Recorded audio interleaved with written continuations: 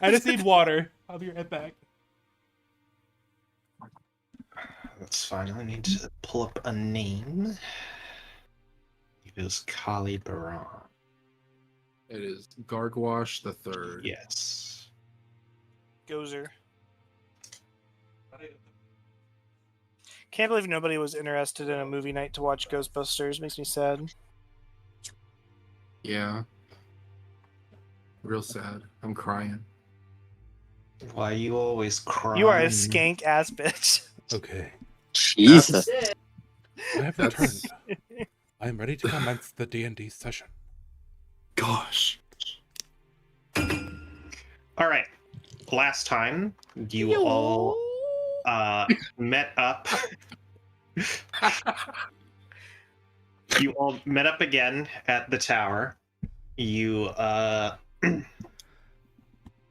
looked more into the sample which you stole from the house that got burned down, which had the red pustule in it. Delicious. I ate it. That I packed up my house. was later. Yep. You took some time to learn more about mind flares and whatnot, and come the evening, you saw Beerus get to the tower. He came in late at night, but sort of shrouded in shadow behind him was the figure of a drow woman in crow feather garb. She seemed to have agreed to the meeting, whereupon you learned that while House Moikth is burning down these houses that do seem to hold this rot that you learned of, it seems more to be what was described almost as fate's coincidence by the woman you were speaking to. You learned that House Moikth is, like you all in some ways, bit of lucky savants in this regard, and this rot, as it's been called, he is known about by your current benefactors, House Dim, but you should speak to them more about that. You agreed and decided that come the next day, you all would set off after grabbing the Quaggoth, Kurg, who was also with Wildma, who you suspect might have had something to do either with Wildma's infection, or he may have been infected by a tadpole himself. However, throughout the evening, Avery once again was hit by an odd stench of blood, and as she finally went to confront it, she realized that it was almost a sense of bitter, gnawing nostalgia, as one of her siblings, her main rival, simply referred to as Ironbeak, began to almost taunt her, stating that if that when Avery leaves the Underdark, she will be doing so with her siblings. Before Even her name's a cheap ripoff of mine.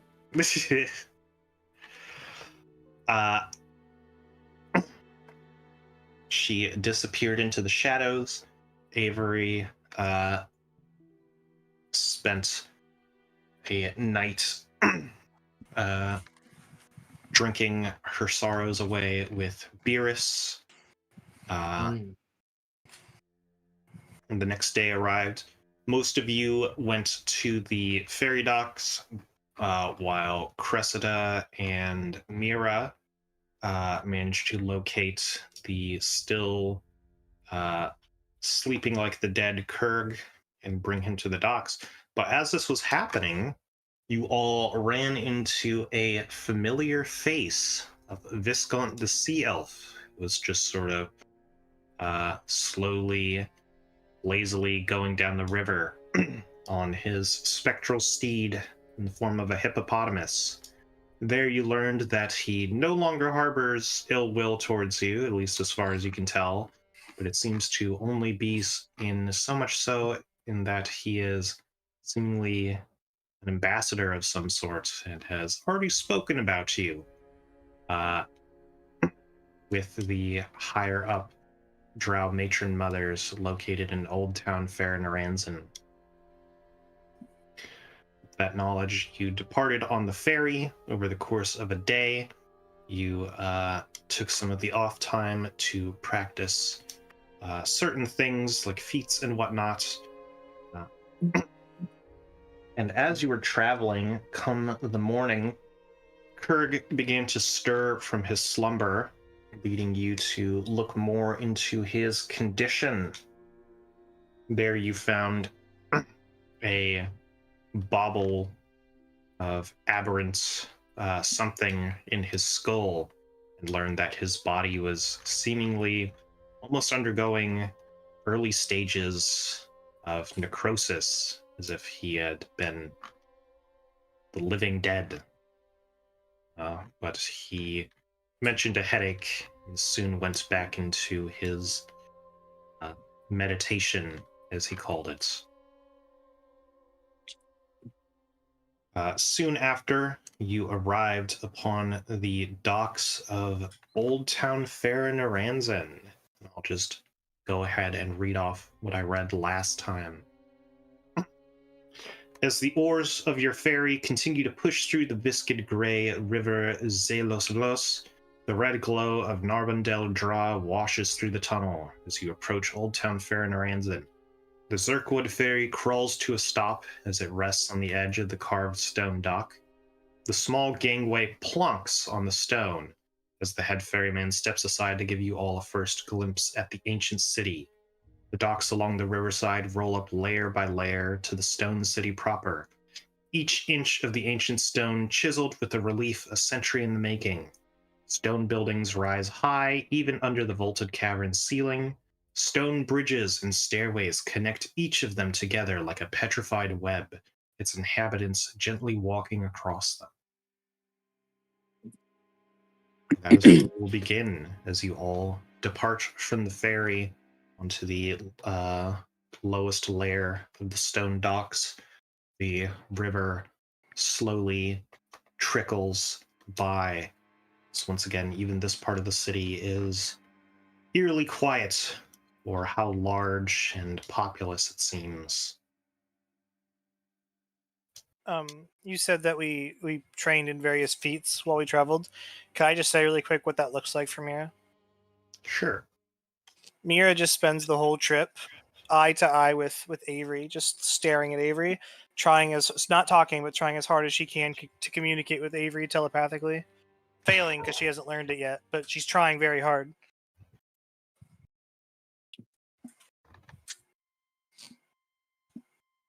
Okay.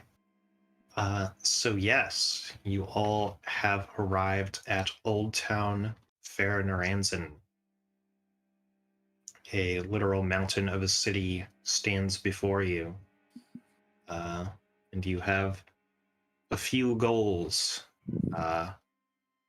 One of which being to inform the council that their sort of religious ambassador has perished, as well as hoping to look for a way out of the Underdark.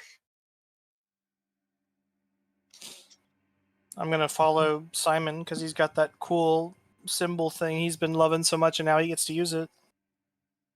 Well, as soon as we get off the boat, I'm gonna try and find any kind of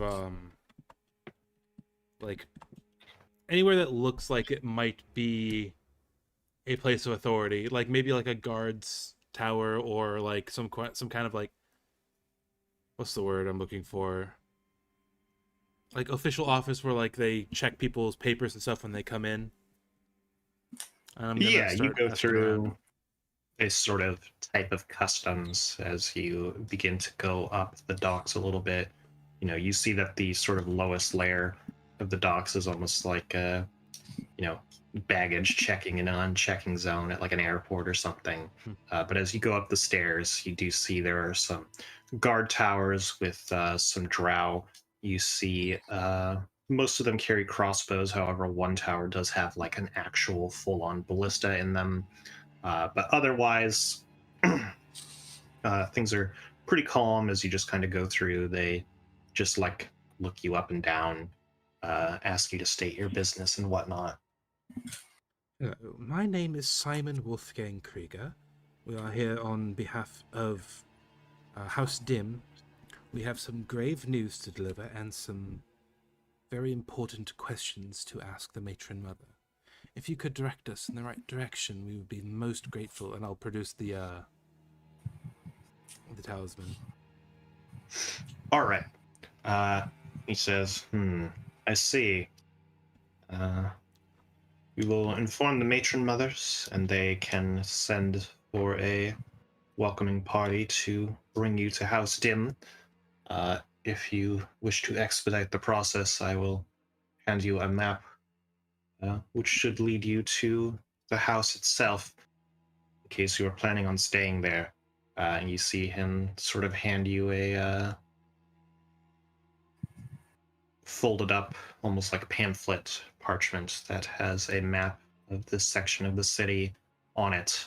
But he just hands it up to you, folded, and sends you on your way in order to not clog traffic. Like how we go from yucky mushroom wood underground to Bloodborne.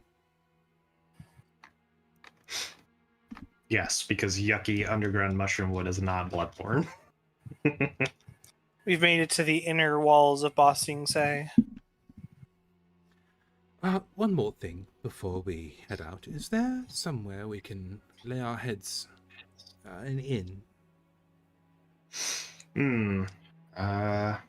Well, if the House Dim is not ready to accept you for the evening, there are some inns which might be able to take you within the Beating Bazaar. Splendid. And if we were to, say, wish to rent out a small parcel of land for the night for ourselves to use, who would we ask about that? You see him look at the city twisting around itself. Scarce space even for people to walk. And at most there are roads with carriages. Kind of look across. He kind of looks at it, and he just kind of chuckles, and he's like, "You're on your own, buddy. Sorry." Fair enough. Well, I'm sorry, Meeper. I was in another world trying to think of my next question when he answered about an inn. Where did he say there was an inn? He said, "You can look in the Beating Bazaar." Beating Bazaar. Thank you. Cool. Well, my friends, I suppose it's off to the Beating Bazaar. But no, why? So that we can wait for our escort. Unless, of course, you wanted to go immediately to House Dim after that long boat ride. We slept on the boat. This is like, what time is it, Meeper? For relative to our sleep schedule, what time is it? That's probably like late morning. Okay. Yeah. My bad. I remember last time you said that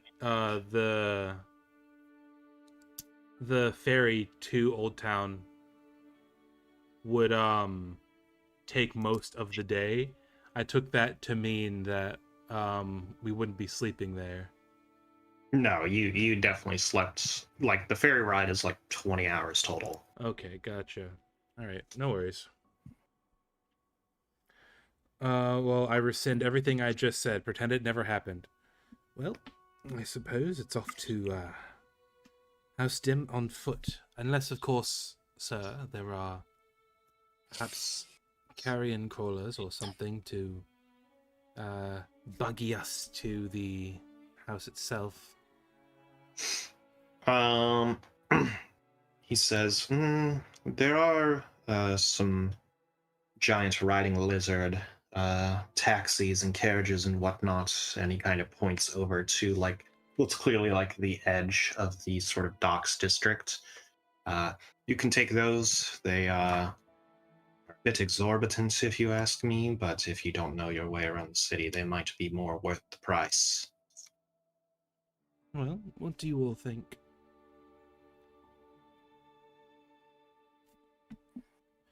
Shall we hoof it, as they say, or shall we take the lizards?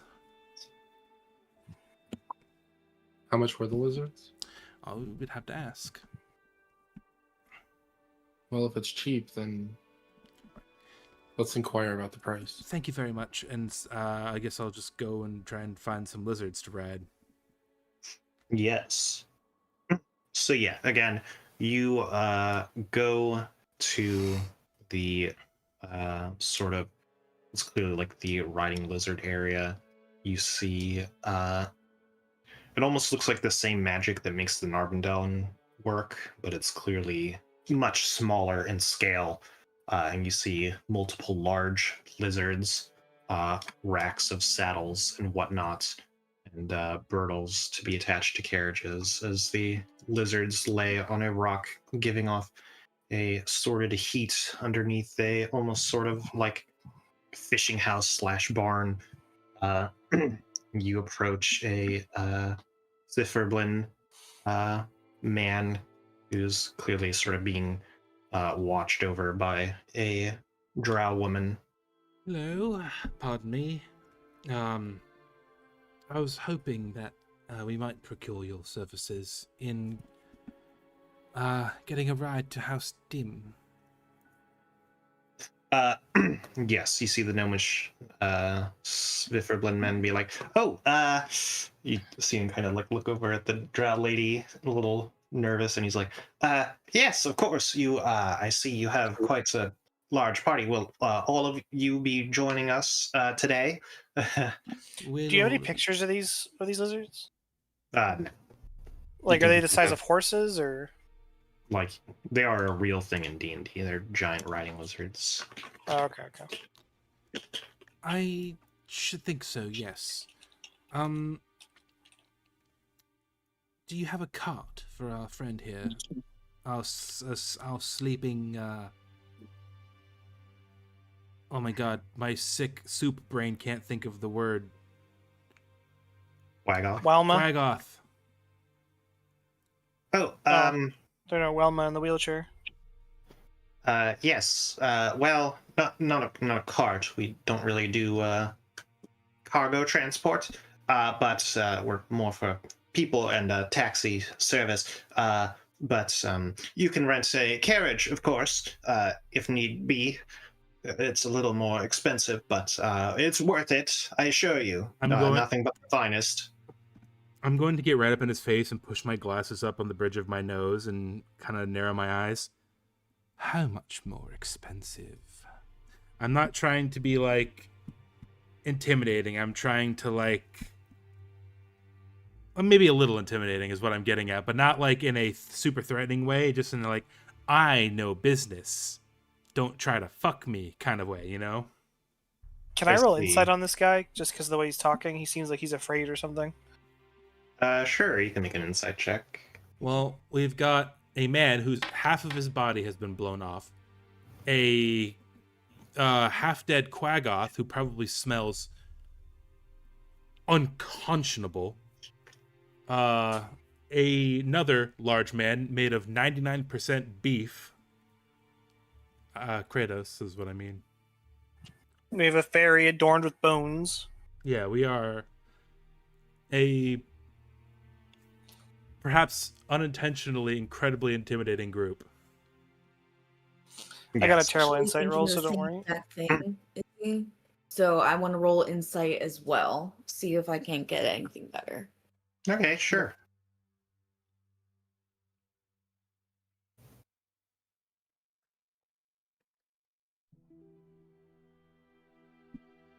I messed up when I made Mira, that I didn't give her guidance. I'm going to be taking that spell literally as soon as I get my next level up. It's a good thing little fairy friend has guidance, right? Right, Druid? He's on me. I can't access my player profile. You clicked on the party, right? Yeah.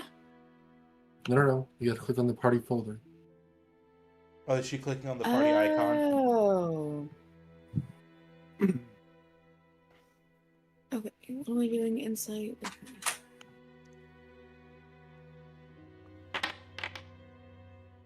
Oh, beautiful.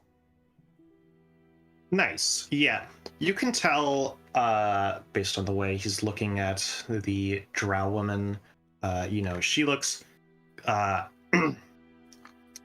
like, you can tell that her ear has been hung on every word of the conversation, and it seems like, as far as you can tell, she runs a tight ship around here, and, the gnome seems to be, not wanting to be on the end of either punishment or losing a job.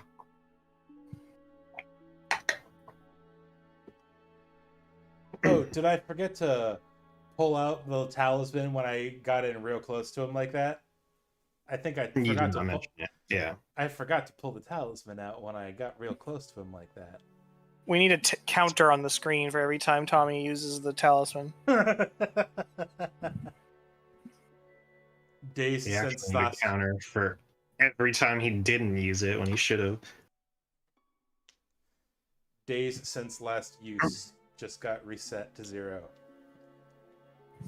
All right. Yeah. So you pull out the talisman as you do it, and you see him kind of like side eye look over to the drow woman. You see her kind of sit up. She has a long cigarette holder with the cigarette at the end, and she's like, "I believe I'll take it from here, Fibbles." Oh my And, god, can I you- offer her a light? Sure. Yeah. I pull out a cigarette and I light it, and I offer her a light as well. All right. Yeah. She takes it. She's like, it seems as if House Dim keeps in good company. Yes, and you see the gnomish man Fibbles be like, "Oh, thank Kaya," as he sort of steps away from the situation. She's like, "It seems as if you're with House Dim." Yes. My name is Simon Wolfgang Krieger. We are seeking an audience with the matron mother. Yes.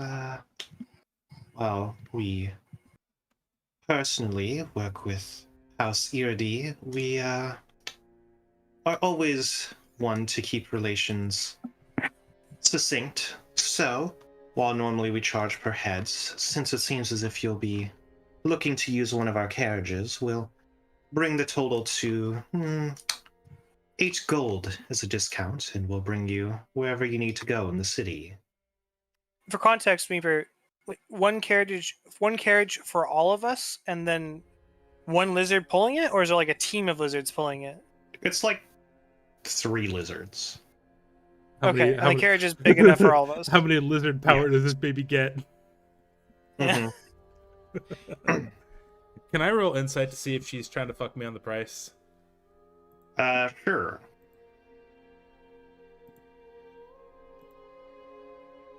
Simon's insight roll was really suspicious. Can I roll insight on it? All right. You do your best. You try to grasp every single little facial feature, the inflection of her voice, even the way in which she blows a puff off the cigarettes, and then you look over at the signboard next to her and see that you are actually getting a pretty good discount. Splendid. Well, you have yourself a deal. And I go ahead and fish 8 gold out of me coin purse. All right. Yes, you do that. You see her just sort of like use one hand to clap on her wrist twice as you see Duragar and the same gnomish man begin to burtle up a riding lizard, and then you see another drow man in rather fancy attire, begin to usher you into what is ultimately a rather nice carriage. It seems to seat 6 rather snugly. However, given that you don't have much luggage, you actually see them sort of set up what are essentially like chairs that can be slotted into the spot on the top. And he offers his hand to help up anyone who wishes to sit on the upper deck. Simon notices the distinct rise in the quality and sophistication of the architecture and the people around here. So he's gonna take off his coat, fold it up, and put it in his briefcase, straighten his clothes up, and like kind of push his hair back out of his face. I updated the system. All right. Thank you. So yes, you gussy up.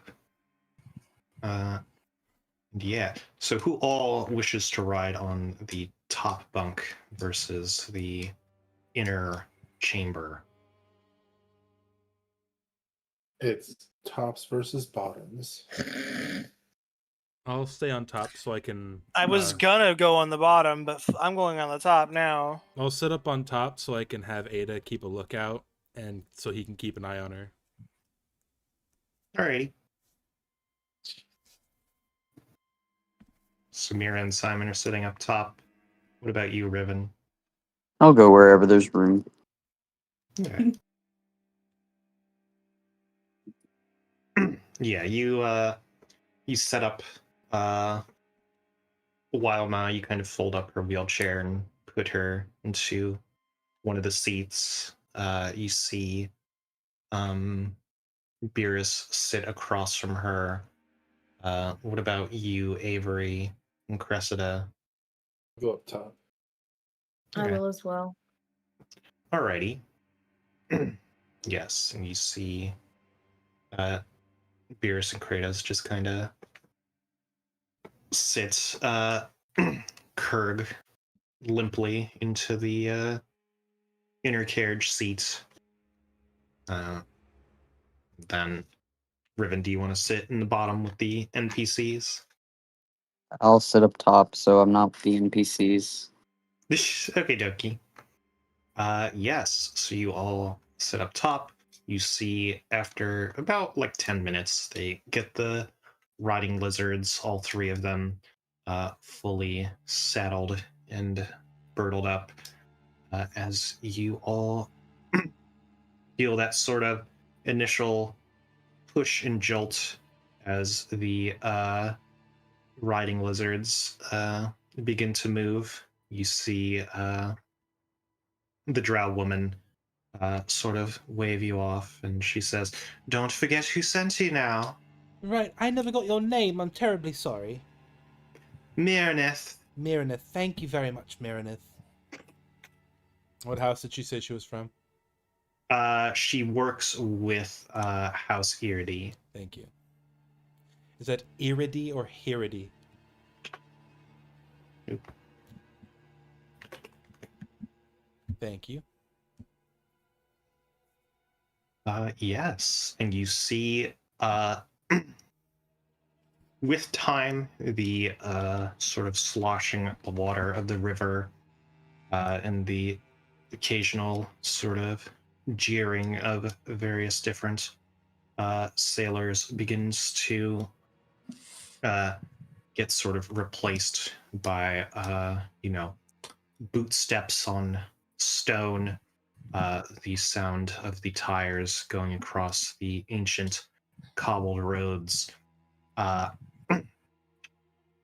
And so, yes. Is there anything you all are doing as you are traveling? I'm Is this more downtime?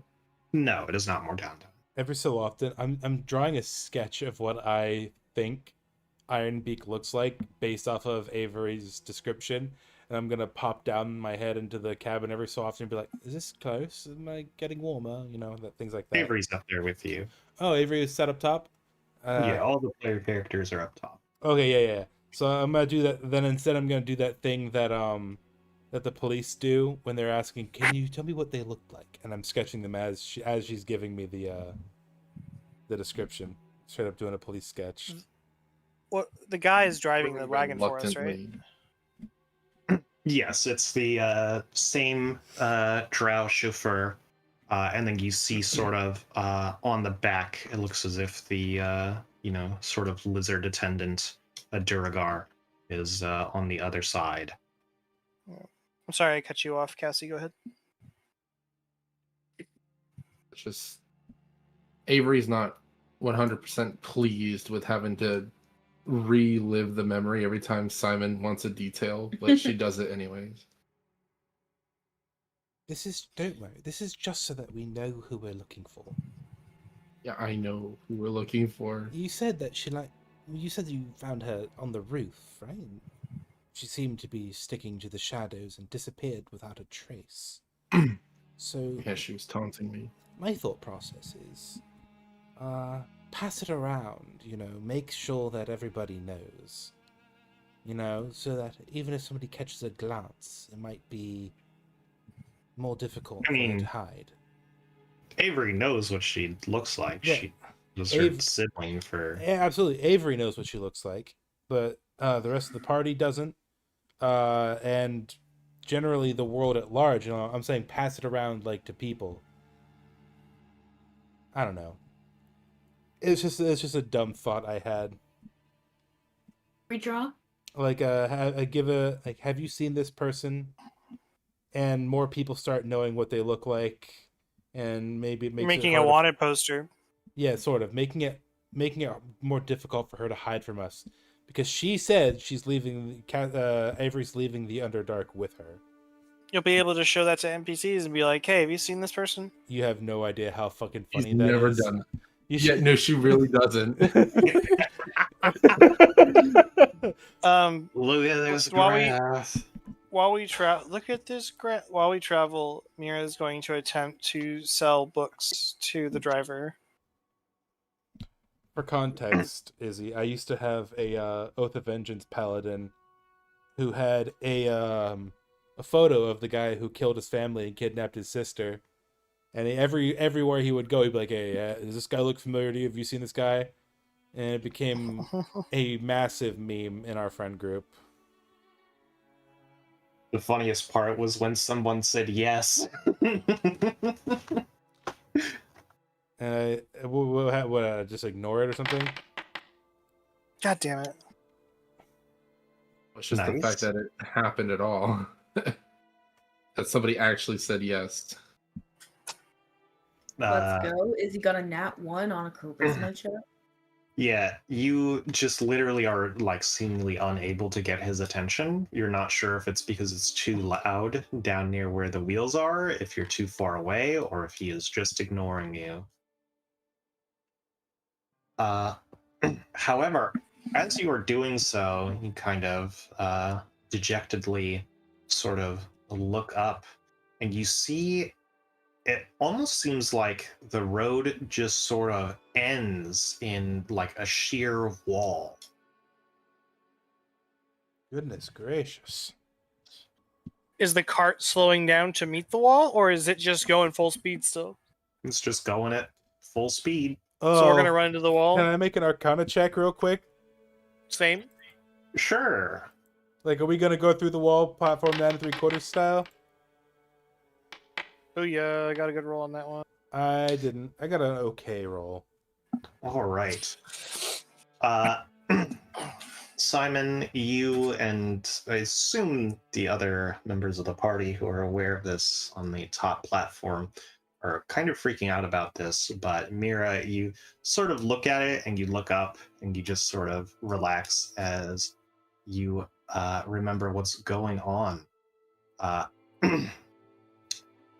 As the cart approaches the wall, you see a sort of almost like ramping in the road. The wall is not just a flat 90-degree angle. Instead, it slopes up like a half pipe. Oh, the lizards are gonna climb up the wall with us in the freaking wagon. Jesus. You see that the wall itself is sort of this black stone covered with silver sort of like webbings almost etched into it. They take the light very well. You kind of look up the wall and you see people are even walking as if it's like a sidewalk, but at a just solid 90-degree angle as the lizards begin going up the wall. And it's like nothing changed at all. You're not even sure the people in the cabin, if they weren't looking out the window, would have noticed, as you are now all completely perpendicular to the ground. Simon doesn't vocalize this, but he's gonna totally write this down as like an idea. You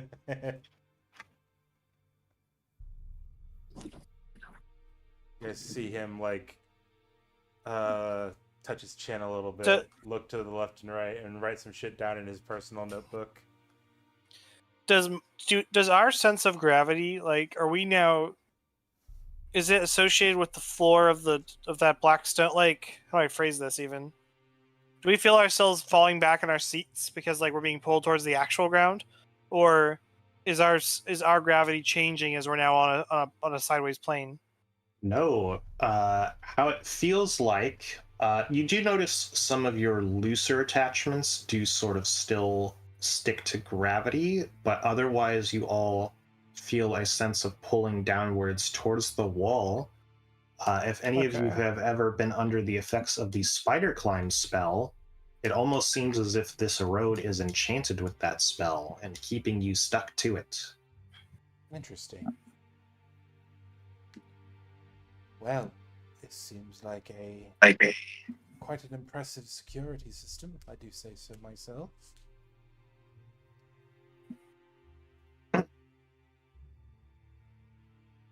Yes, and yeah, so like you travel quite a ways. You end up sort of in the center, sort of in the north, sort of more easternly north part of the city, as the lizard even at some points goes completely upside down. It wraps around bridges and whatnot. It is a hard to understand web of things and roads. And as you're going, Simon, you open up the map and you realize that the map is fucking hard to read because of this. But eventually the lizard does go right side up. It comes to a stop in front of it looks mostly like any other building, the only difference being that there is actually a large sort of courtyard with actual like mushrooms and soil, which has been a real scarcity around here. You are definitely like a good maybe 6 stories above whatever the ground level is, whatever that may be. It's hard to even find areas where you could drop down that far. You are just so high up, and the city is so dense in architecture. But yes, the lizard comes to a stop. You see the chauffeur sort of step up, and he undoes the latches on the ladders, causing them to slide down, and he opens up the door, and he even unfolds Wilma's wheelchair and helps her into it. Did the customs officer really think us competent enough to get here on foot? I mean, truly, it's baffling how... Mira's gonna point at the staircase that's like right next to the wall.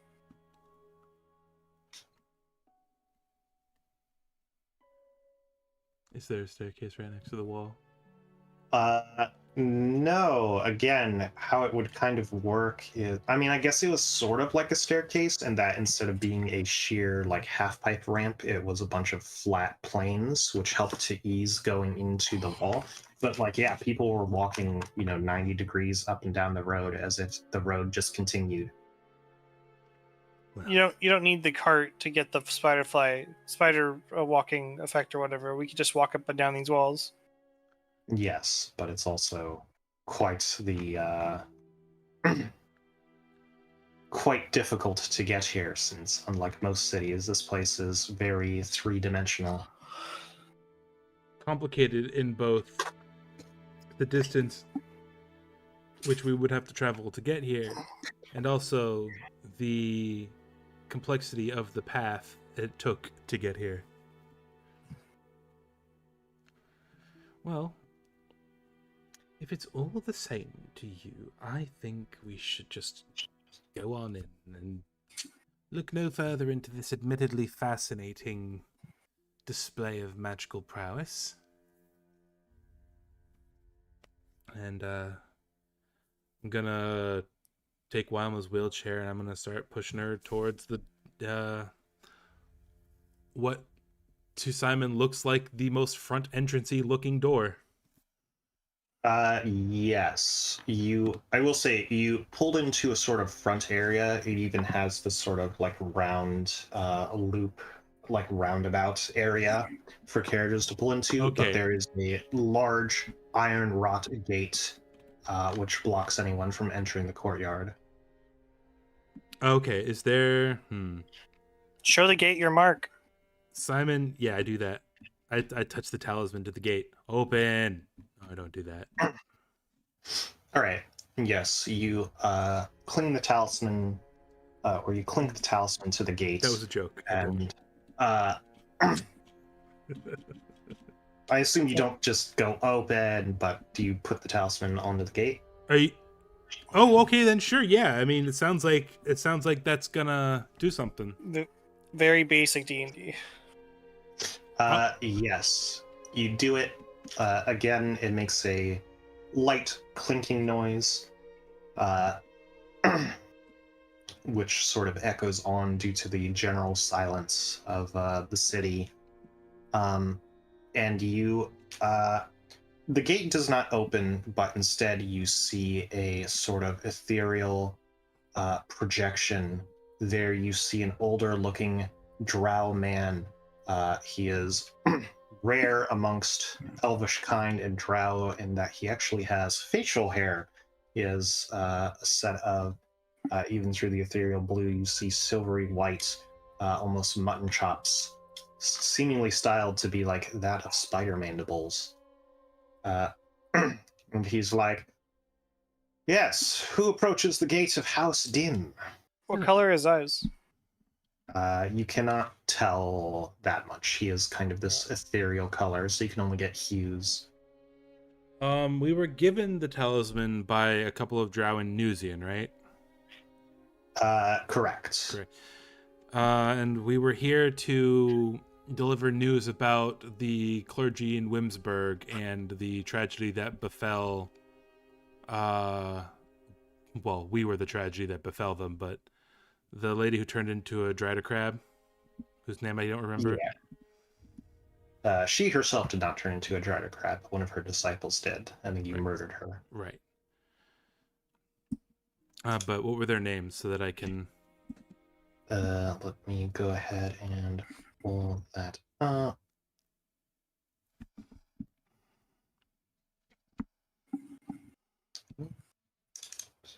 You.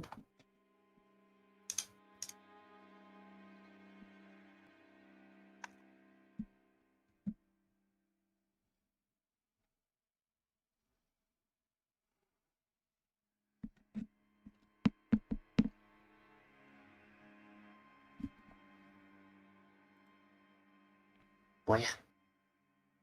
Aisuka.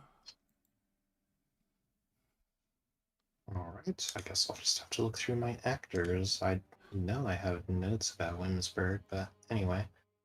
Let's see. Her name was Priestess Brita. Brita, right. Okay, yeah. Hello, my name is Simon Wolfgang Krieger. Me and my companions are here as envoys of a House Dim sect from Newsian, who bade us come here to deliver some bad news about a tragedy that has befallen a group of House Dim representatives in the clergy of Wimsburg. You see him just sort of like his eyes close or as he's listening, and then you see this sort of projection disappear. What do you do? I test the gate gently. I touch it with my metal hand just in case, but I push it open to see if it gives. It does seem to still be locked. I could fireball. Hello. I tap the talisman again. You do so. There's no response. We should very much like to get in. Hello.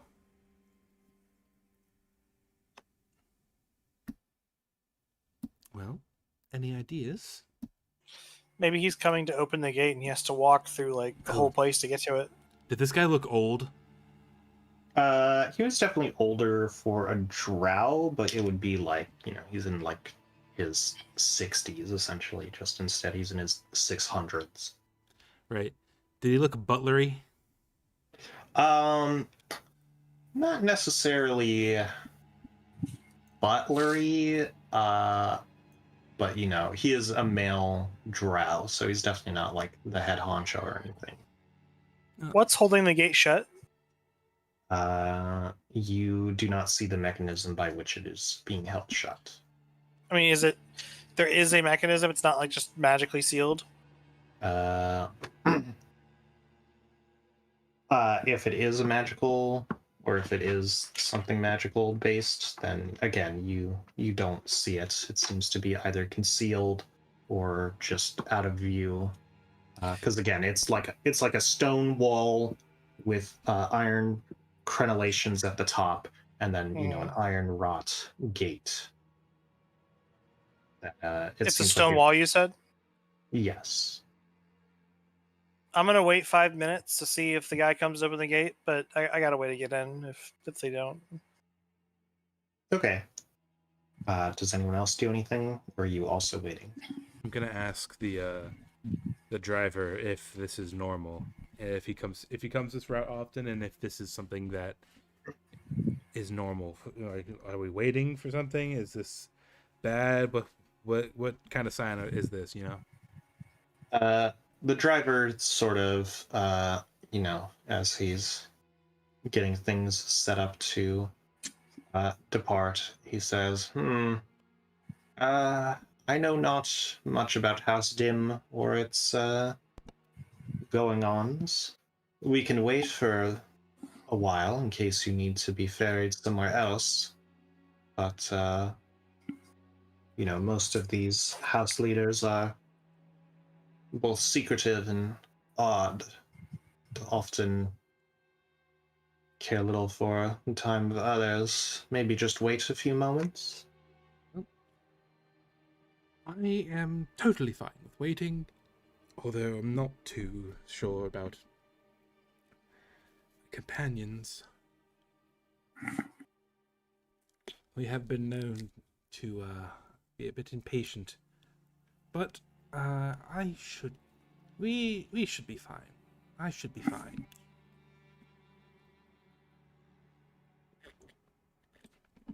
I'm like itching, so we're so close to getting some answers. All right. So yeah, does anyone else do anything while waiting, or gonna wait 5 minutes? Can I see? Can I roll to see how well I drew Ironbeak? Sure. Based off of Avery's descriptions. Give me a sleight of hand check.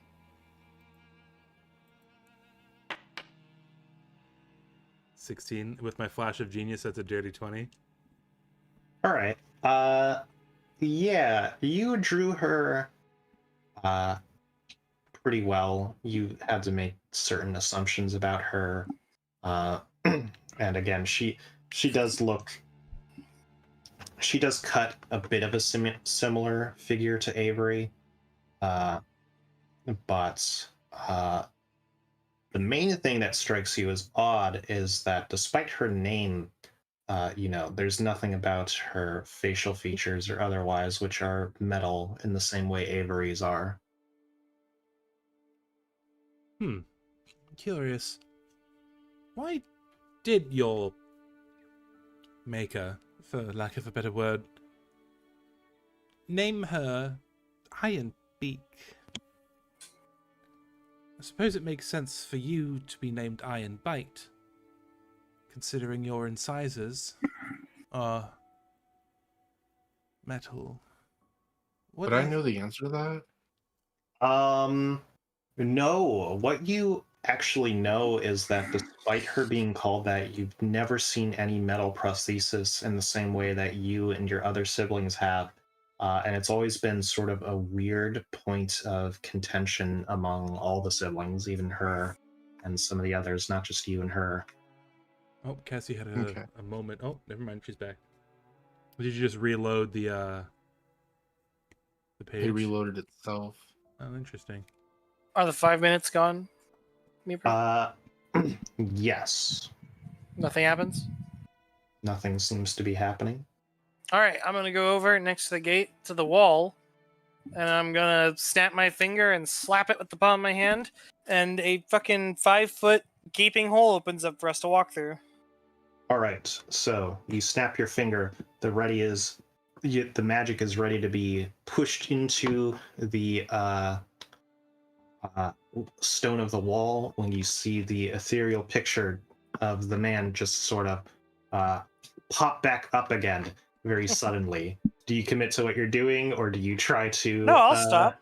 I'll stop. Okay, yeah. So I'm you gonna see give this myself happen. back my spell slot. Yeah, that's fine. That's fine. You see this happen, you immediately sort of put your hands behind your back, like, "Ooh, fuck, oops." I don't hide shit. No, you can know what I was gonna do. We're here on Okay. business. There's like red goo down in the other town. We got important shit going on. All right. He comes back up again, and he's like, "Ah, I see. You are the ones we were told about by Oh my Easter God. Silvarch, and her envoy, who were working in the town of Newsian. Yes, you mentioned a few topics. The matron mother is willing to speak with you about them. However, a request has been made that you speak not of these topics anymore within open air." Oh, absolutely, of course. My lips are sealed while we are within the walls of Old Town. While we are within the walls of Old Town. Absolutely, we'll be quiet, I swear, and I'm gonna roll deception because no one's gonna tell me who I can or can't talk to. All right. With that, you see. Oh shit!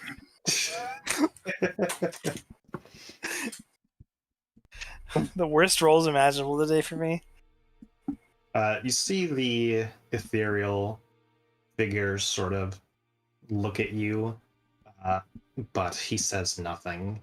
But if a glare could kill, you see the gates sort of begin to. They almost like collapse to the left and right of each other. The bars sort of become one metal sheet as they open up, allowing you into the courtyard. You see two male drow exit from the rightmost building. They come out to greet you. I assume you all enter the courtyard. Oh, absolutely. All right.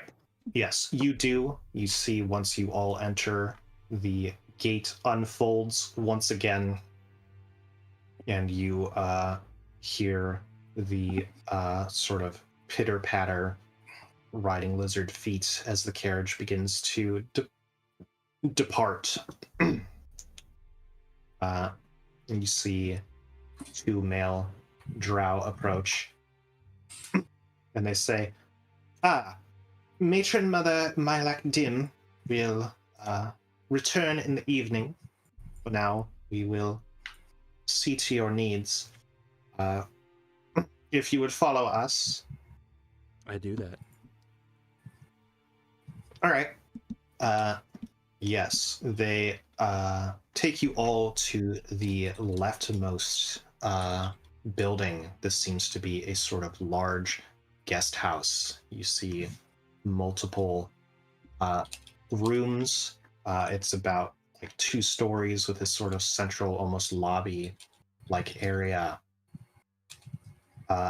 And you see a large window which points out to the northwest, where you just see a graveyard that you literally cannot see the end of. Jesus Christ.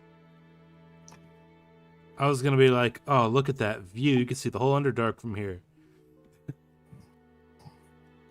No, the ambient dust in the air basically blocks you being able to see that far. However, you do see that there is even a Narbondel just dedicated to this graveyard. It is so big. What's a Narbondel? That is the pillar which creates the day-night cycle. Hmm. Well, if there's like teapots and stuff, Simon will like brew the gang some tea. If they're offering us run of the guest quarters, Simon's gonna go take a bath because he's like covered in sweat and like mushroomy river water and all sorts of other Underdark grossness. All right. Yes. Yes, you are given full run of the guest quarters. However, you are not alone here. Oh, interesting. Yes, you see drow woman and a rather well-to-do drow man are both sort of sat at one of the tables in the sort of lounge. You see 2 of the drow butlers are tending to them. I go up to them and I do my best fancy boy like curtsy / bow type of deal. Like, hello, my name is Simon Wolfgang Krieger. It's a pleasure to make your acquaintance. Yes, you do so. And you see the woman, she kind of ignores you, and the man sort of turns to the servant who's there, and he's like, I believe one of the servants is talking to us when unrequested. What is the meaning of this? You see, I'm not a servant. I'm here as a representative, well, of House Dim, as it turns out. I'm gonna snap my finger, and it's gonna be thaumaturgy to be like a fucking gunshot loud, and I'm gonna say, "I'm sorry. Perhaps you didn't hear my friend here. He was speaking to you." I appreciate it, Mira, but I'm not exactly new to high society. I know how to deal with these sorts of hoity-toity types. It's a square table, I assume, with 2 of them sitting at it. Can I sit at one of the other adjacent sides? It is round with a sort of crescent hole in the middle, which the servants kind of come and serve food from at. Is there a place for me to sit? There is, yes, there's another chair. I'm gonna pull up that chair right in between those 2 and sit down with them. All right. We're actually here on house business. We're not here as servants, but I understand that the way I'm dressed might give you the wrong impression. Still, we'll give you the opportunity to apologize and correct your mistake. I pull out the talisman. Yes, you pull it out, they look at it, and you see the drow woman just say, "Oh my, things must be getting dour for House Dim if this is the riffraff they're handing out their reliance on." And she kind of gives a very hoity-toity laugh. And you see the gentleman next to her uh, also give like a ho-hoing laugh. And he sort of just looks past you, Simon, and looks at Mira. And he's like,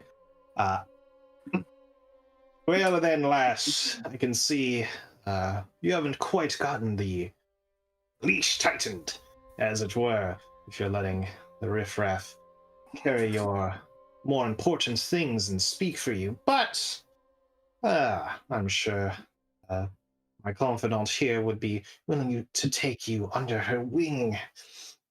You represent House Dim now. They are losing their way in some sorts, but I'm sure you can help to bring them back to their rightful place after all.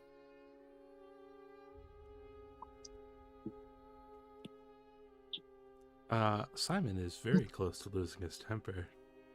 Don't worry, I got this. All right.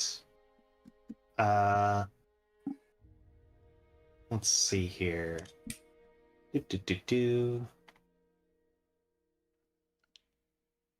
That's an unbelievably bad roll, isn't it? 29 from... Holy crap. Almost all of them were below half, and 2 of them are 1s. What a terrible roll. Yes. I Yeah, love how even now sleep persists as the way to get Simon to not freak out. I'm not putting Simon to sleep. I'm putting these 2 I cunts know. to sleep. Yeah, I you're know. definitely not putting Simon to sleep because he rolled too low on the number. However, you cast sleep. You see that there were some Duragar, servants nearby, and they just collapse to the ground and kind of No, get no, no, no, no, covered. no. I targeted on them. Well, it's an AoE. No, but And you the get to pick who servants you are near them. target. No, it's starting from lowest HP, provided that they can be put to sleep. The spell sense creatures dimension number 1. Oopsie. Don't read spells before you cast them, huh? That's okay. Me neither.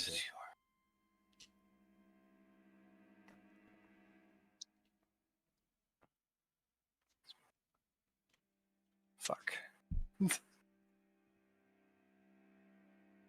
Yes, you see this Well, happen. I'm gonna order a Romulan ale from the bartender, and then I'm going to fucking turn to face the guy that just spoke to me, and I'm gonna tell him, if you talk like that about my friend one more time, and I'm gonna hope that Tommy cuts off Mira, because she's about to start It's- rolling out some threats. It's Are you- not worth it.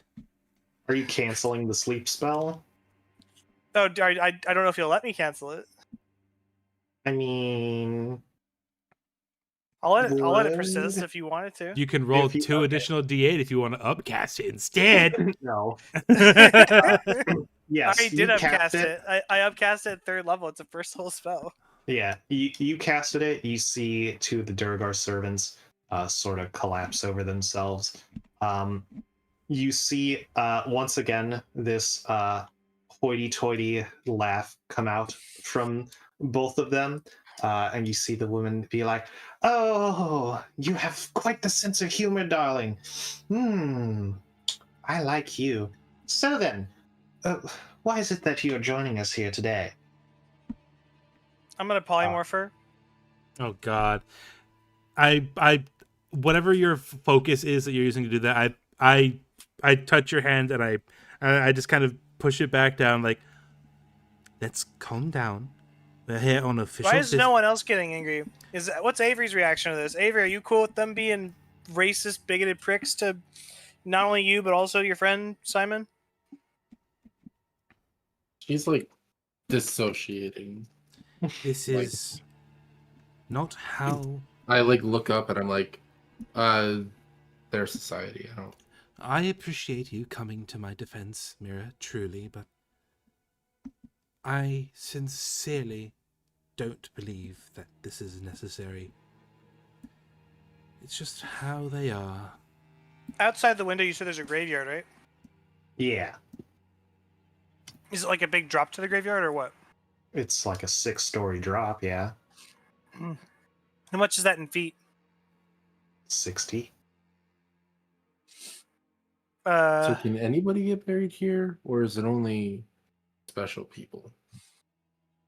on a Who are second, you I gotta look. directing that question at? I guess whoever's the most in charge, or the guy that was belittling Mira. They weren't belittling me. They're worshiping me. They're belittling Tommy. I had a funny idea. You know how No, continue. you know how I flavored Ada's healing spells as a syringe in her mouth? When I cast Mhm. something that's a touch, it's a syringe in her mouth. I'm gonna hold action to cast Vortex Warp the next time one of them is degrading, and I'm gonna warp them outside and down into the graveyard. They won't take any damage or anything, because I can. It's 90-foot range, so I can get them down there to the graveyard. But yeah, that's how far. All right.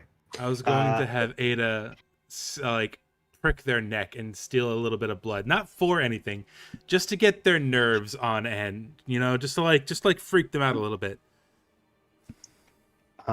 Avery, you ask them about the graveyard, and he does respond to you, and he says, uncouth, uncultured, and I can hardly blame you. You see, these are what are Vortex Warp referred to- activates. I want him to be able to answer her question, but I'm just being honest here. That would 100% trigger it. Hold action. If this guy passes the wisdom save, he is a bad guy. Yeah. He is a villain that we are going to have to fight. There you go. It's not a wisdom save, it's a constitution save. Hold on What a a moment. constitution.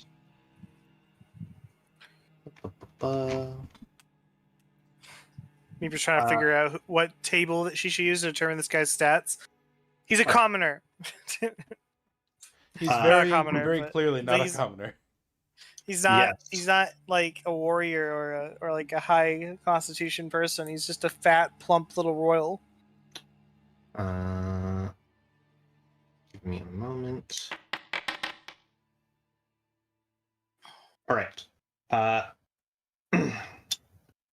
You do so. The spell takes. He fails the save. However, you feel a sort of snapback as you are looking to point the spell outside of the room, and it damn only it. takes him as far as the window next to you.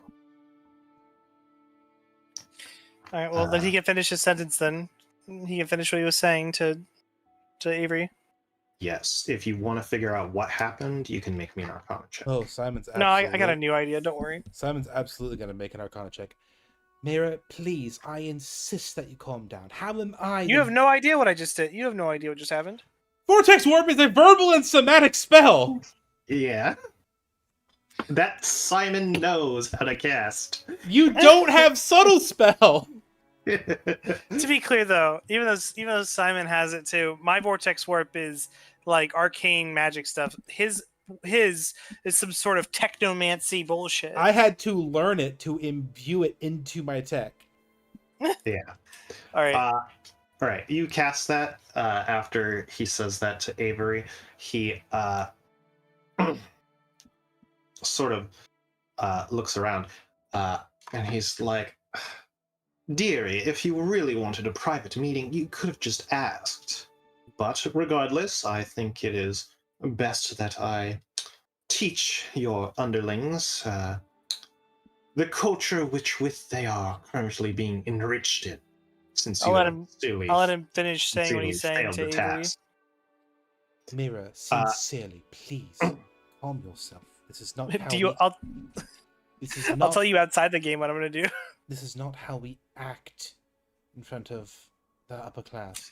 They I can do Tosh's mind whip to both of them at the same time. they simply don't That would understand. kill them. They simply do not No, understand. non-lethal damage. You can't not non-lethal spell. Spell. Not even if it's psychic. No, I feel like you that's can't. the one exception. You can't even No. non-lethally shoot someone in the leg with a crossbow. Yeah. All right. Uh, I give up. I give up. I'm gonna punch someone if they're mean to my friends again. That's all I'm saying. yes, he turns back to you, Avery. He sort of stirs one of the servants awake, and he's like, you see the servant sort of look around, being very flabbergasted as to what happened, and he just sort of claps twice, and he's like, "More tea for that which you have stumbled on." And he goes, "Yes, sir." As he sort of stands up, still kind of soaked in what he was carrying before. My Romulan ale. No.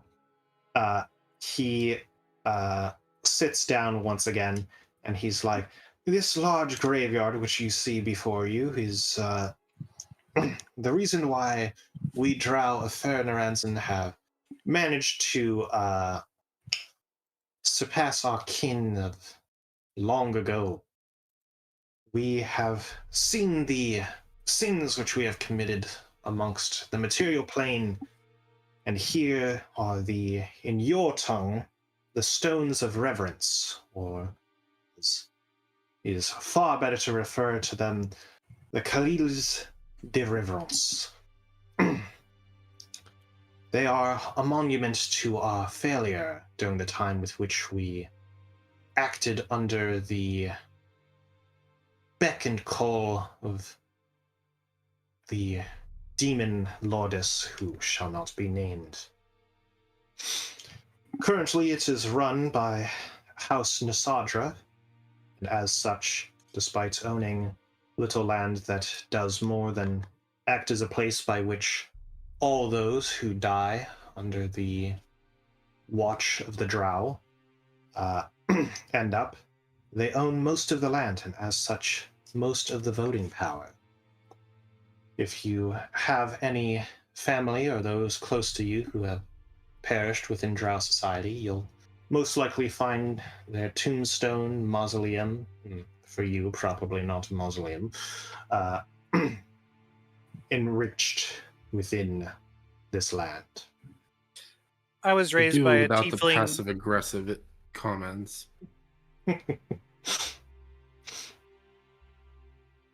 I want to know more about this demon priestess. I was raised by a tiefling maid in insert country here.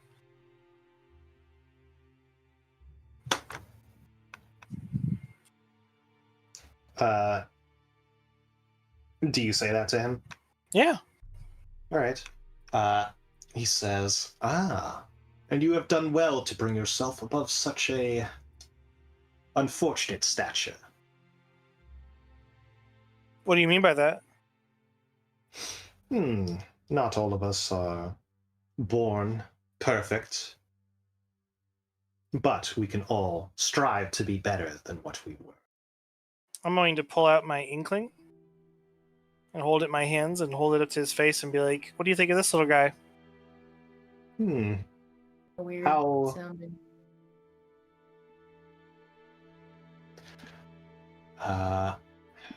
Would be the word for it. Quaint. Not quaint.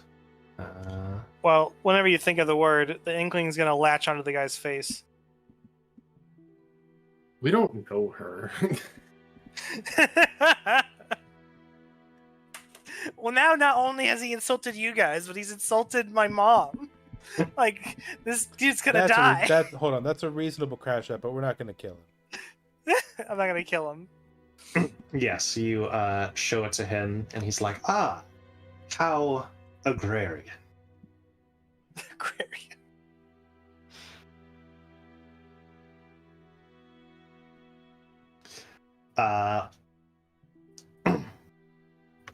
Yes.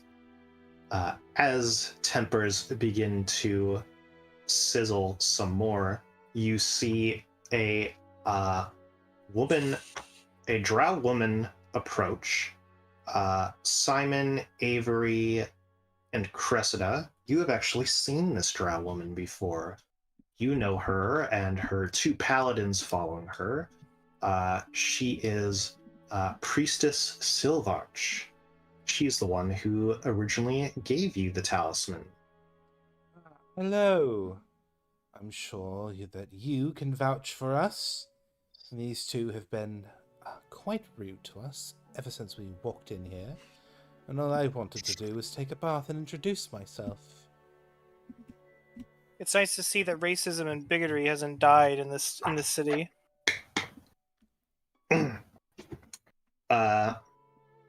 And you see, the two other drow nobles are in their own baroque little world,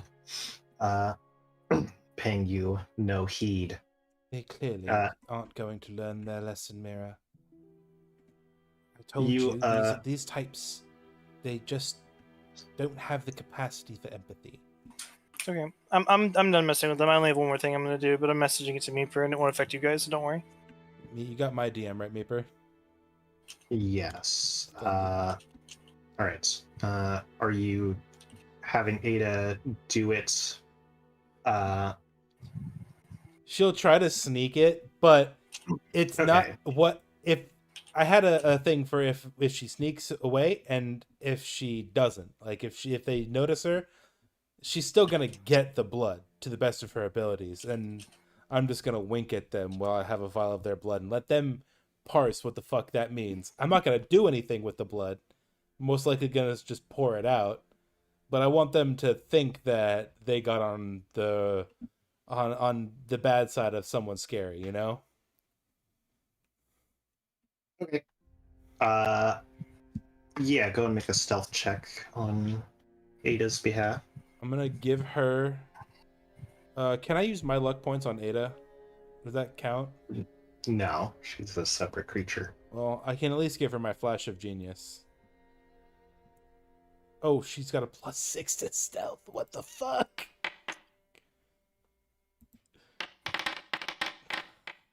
That's gonna be a 26 because of my second for the day flash of genius.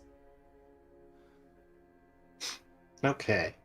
And then Mira, it's Arcana, not Sleight of Hand. Oh, because I'm doing okay.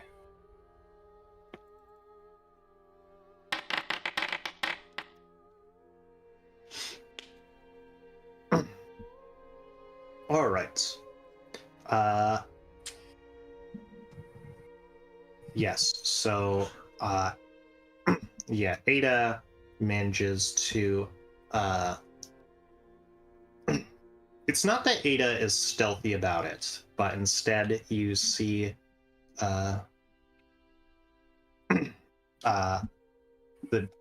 she just sort of lands in front of the drow woman, and she's like, "Oh, Ironric, look at this! It's absolutely horrible. I want one." Look at this wretched thing. I must have it. And she sort of, holds her hand out to start like futzing with Ada. And Ada's definitely not having it, but Ada does use the opportunity to pull blood from the noblewoman's slender hand. And you see her sort of be like, "Oh, it's so gross. Oh, too bad." And as Ada flies back to me and deposits the vial into my hand, I'm gonna give it a little shake and give them a wink and put it in my pocket. So you're showing them that you have the blood vial? Yes. I'm trying to freak them out. Like I said, I'm probably just gonna throw the blood away as soon as I get a chance, but I want them to think that I want them to think that the creepy guy with the metal hand has some nefarious shit he's up to, and that they are now a part of it. Go and make an intimidation check. Yeah. I am gonna luck this one because I really like this.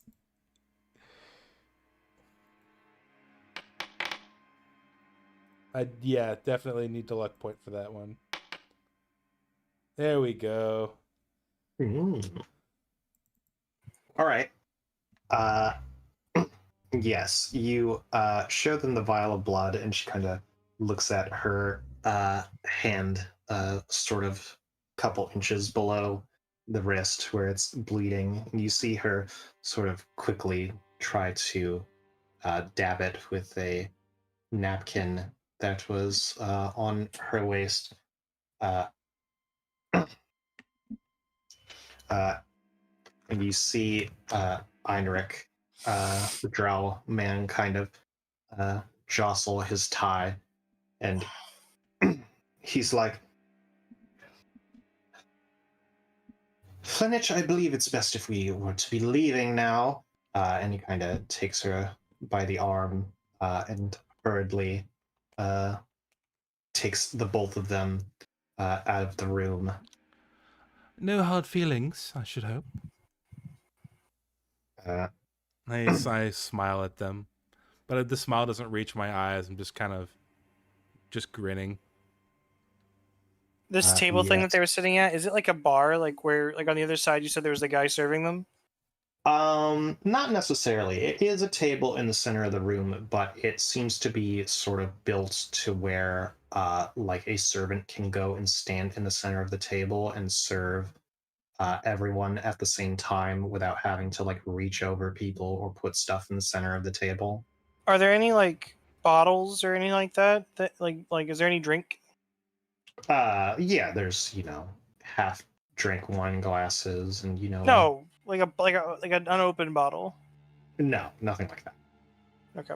Or if there is, it's currently either spilled all over the floor and broken or on a servant's tray. That's not going Okay. to pay off immediately, but it's going to pay off. You could DM me the outcome of my thing, Meeper, if you want. Yes, give me a moment. Yeah, you hear the man sort of mutter something under his breath as he leaves. I want to hear what he said. I want to know. I'm gonna say I'm gonna say just loud enough for him to hear as he leaves. They'll let just about any bigots in here, won't they? I must know what he said. I must know. Make a perception check. I need to know if I got to them. Can I assist? Can I assist Tommy with that? I got a gentleman's 20. Yes, you hear him say under his breath, clearly that sea elf's words are worth their salt.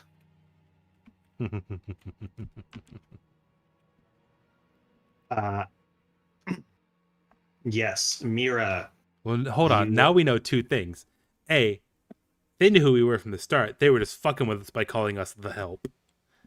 Because the sea elf mentioned us by name, which means they talked to him. I mean, technically, we are the help. We're working for House Dim. We're not royals.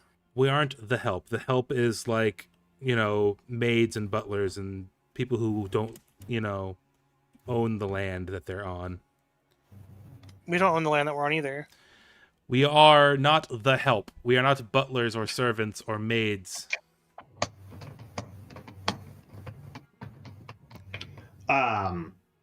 Yes, Mira, you managed to snag a rather fancy-looking silver pocket watch, even going as far as to sort of undo the chain that would have kept it locked into his pocket, or rather, you unclipped the thing that keeps it locked into the pocket. Tommy, you like mechanical things, and Simon. Yeah, I who the throw fuck is Simon Tommy? the watch. I throw Simon the cool pocket watch. Oh, where did you get this? Oh, don't worry. Just some dirty hobo bigot. Well, normally I'm not a fan of stealing, but I didn't steal it. I found it. We're here for a reason. I'm so sorry, miss, and the two lesser misses behind her. We just went through this whole rigmarole with you standing here, waiting for us to speak. I'm so sorry. Yes, you see Priestess Silvarch. She sort of looks around the room and she's like, ah, uh, I see you have already made yourself quite at home. I still haven't had my bath yet, but I as I point to the mess around us, and I'm like, no, this is those other two.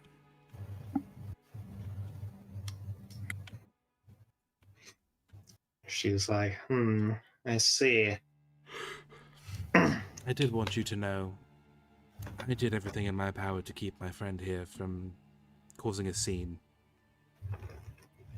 Yes, it appears as if tact is ever present. Regardless, I am surprised to see you in Fernaranzen. Did I you? did not expect as such. I mostly expected the talisman to find its way into the pockets of a rather unknowing vendor. Nobody tell her we sold it. you put it up for collateral, yes, at some point. Well, we thought it was important, so we kept it. And I must say, it has become quite useful down here in the Underdark. House Dim must be quite renowned down here, even outside of Fernaranzen. Yes, House Dim is currently responsible for 19% of the voting power within Fernaranzen, as well as Matron Mother Mylak Dim is currently the highest priestess within Fernaranzen, granting her quite a bit of sway and power, enough to keep you all from rotting due to the whole prison break scenario I've been informed of. Yes, that was a bit ill-conceived. I'm not too proud to admit that I had forgotten entirely about the talisman in my pocket and was more, well, we'll just use the word fixated rather than the word obsessed with speaking to Petillent. And Yes. common sense flew out the window. I see. Well, as with all things, provided they are pointed in the correct direction, I think they'll do well. And I believe Matron Mother Mylak Dim will be able to point you in the correct direction. But I think it also best that I warn you that you have built up a reputation, one which you have done quite well at, seemingly, enforcing, at least in the eyes of those two envoys from House Irdi.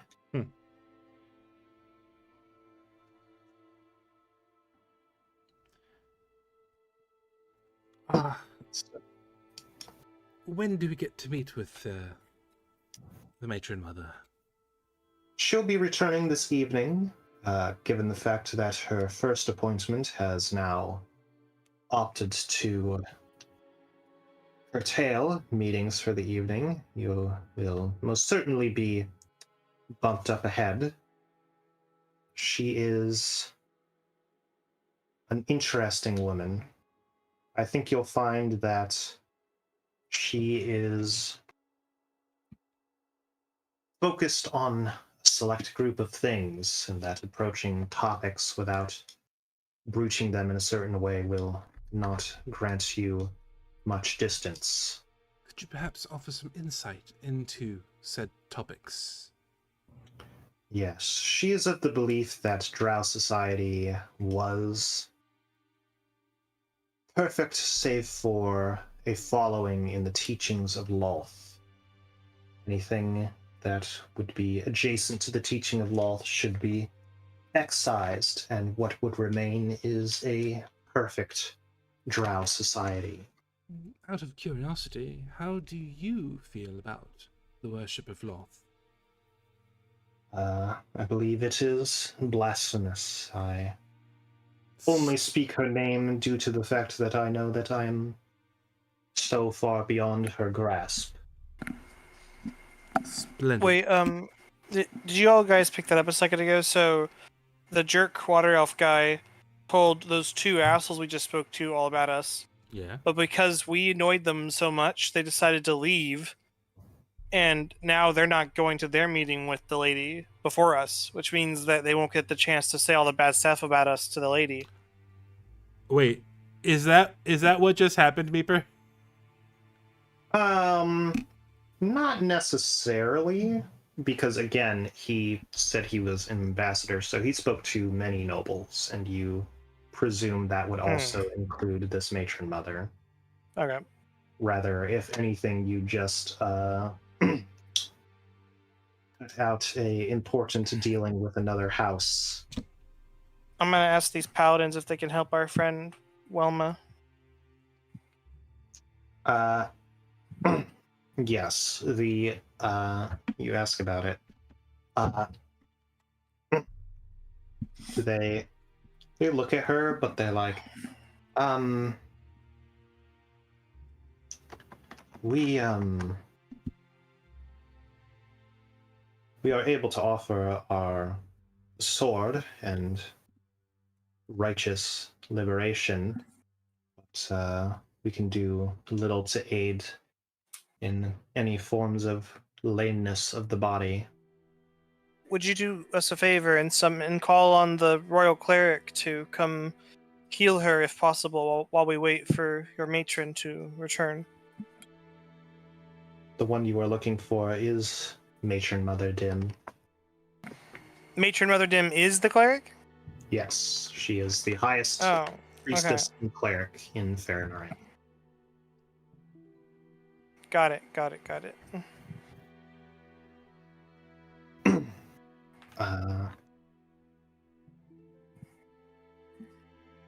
So, yes. Is there anything else you wish to speak to Silvarch or her paladins about? Or do you wish to simply wash up before your meeting?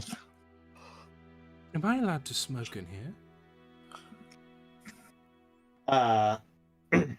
She says, there's nothing against it, no. Splendid.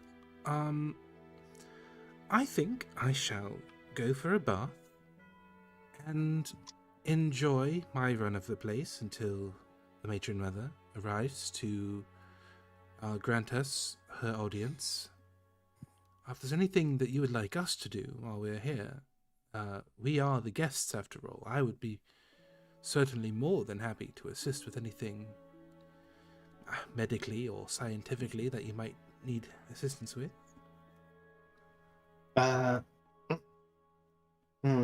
No, I've heard some of what you will be speaking to the matron mother about, and know that some of it will not be new information to us. I see. Well, do let me know if you change your mind.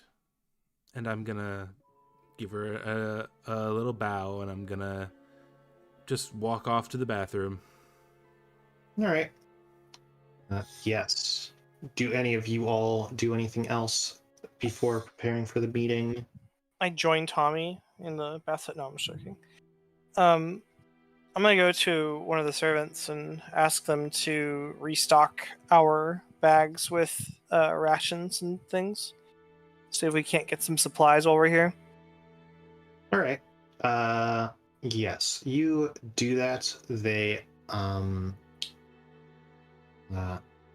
the servant says, "We'll see what we have in the kitchen for non-perishables, but most of the food here goes through rather quick. But they do return with enough rations for about 2 days of food for everyone." So 2 rations each. Yeah. Okay. Everyone put that on their sheet.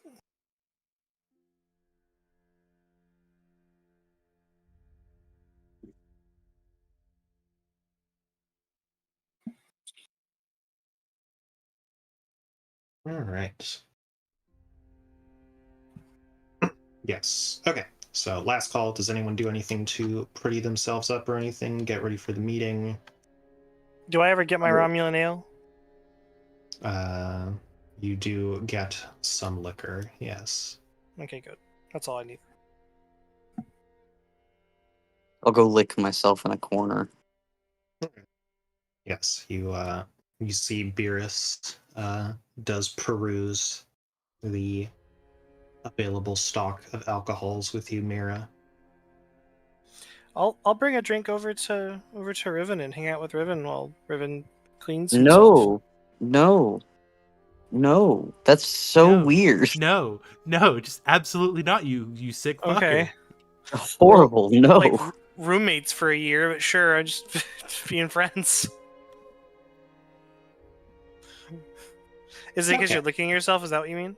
Yes. Oh, okay. I misunderstood. I misread the situation.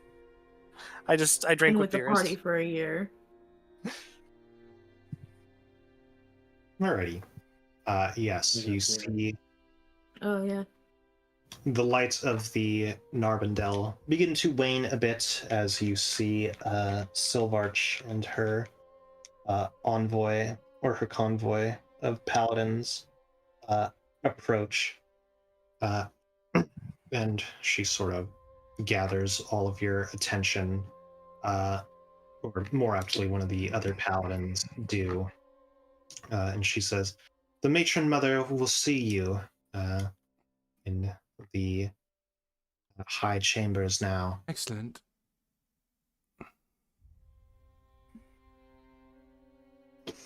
All right. So yes, you follow her to the sort of centralmost building. It is the tallest of the three, specifically in the fact that it has a large tower, which seems to even have a long, winding bridge go across a sizable portion of the city to what you see as three other towers in the distance. And you arrive into the chamber. Most of the city, including the large graveyard, is visible from here. It is clearly one of the higher points in the city. And there you see a drow woman. She is clothed in gray silken robes. They each bear silver filigree of Kaio, as you see water sort of flow around the room and out the tower. She is sat on a sort of prayer mat, and you see there is a convoy of about 12 other female drow paladins around her and around the room in general.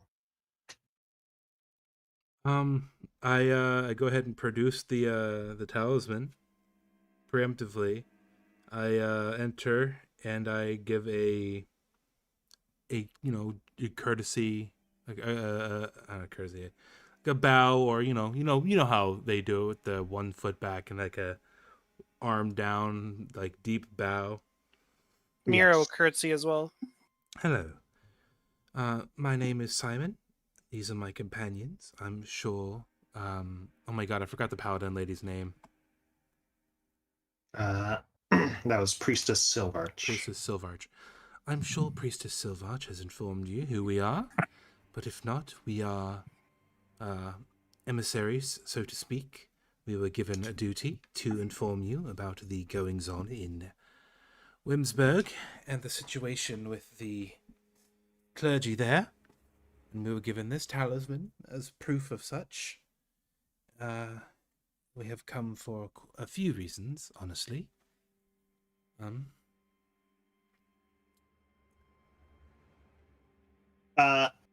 Yes. She sort of remaining in that somewhat relaxed but still like prayer position. She says, Yes, clearly it must have been quite prescient, as you have managed to scare off my other guests for today. I would like to go on record as saying that I sincerely attempted to stop any sort of mischief from happening, but I'm only one man, and Mira cuts off Simon. I don't like people being rude to my friends. Shrug. I could have handled it. I was handling it. I am truly sorry.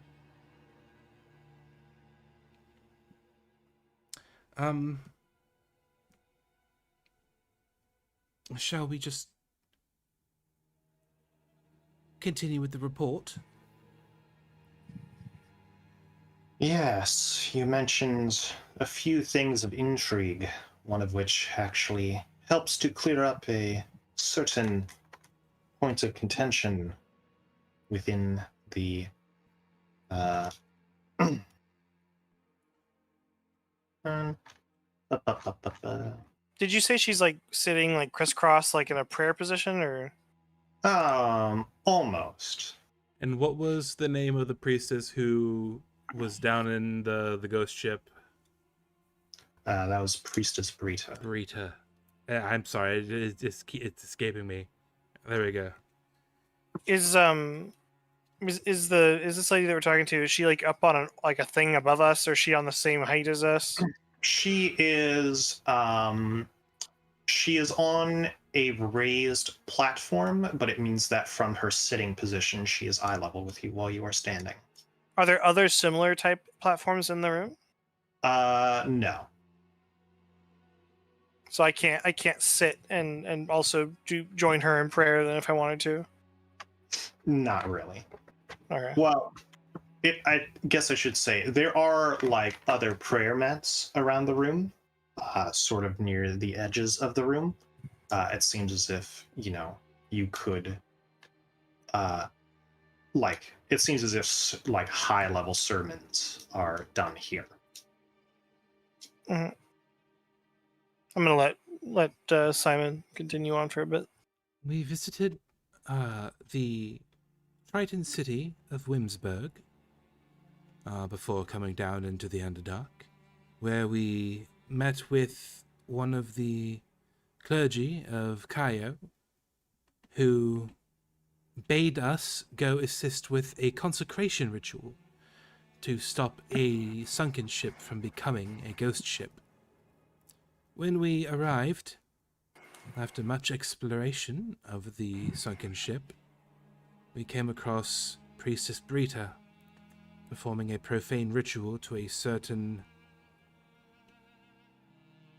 Well, I don't think I should say her name, but there was some transfiguration involved.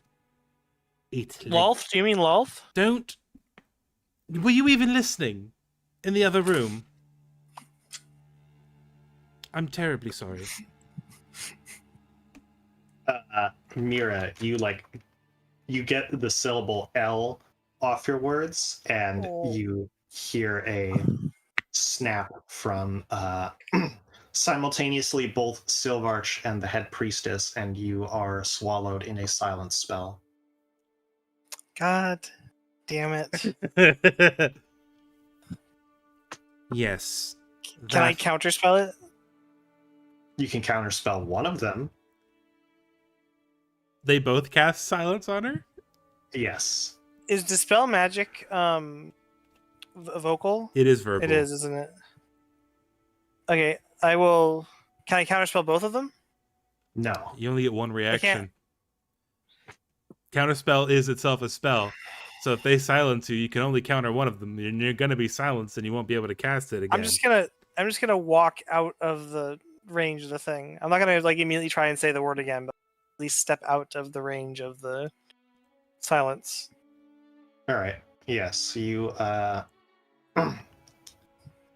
you step out of it. However, you do see some of the paladins sort of step forward a couple steps. It looks as if things continue in a certain direction, they will be more than ready to escort you either out of the room or back into the silence bubble. Mira, I promise you, I have this under control. I am pleading sincerely with you. Make sure you mention your friend that's in my bookshop. Yes, please let me Okay, handle all right. this. All right, Mira's gonna. Is there chairs? Is there? No. Fine. The Mira's gonna go off to the side of the room where those other prayer mats are and just sit down crisscross and just chill over there in the corner and wait for the conversation to be done.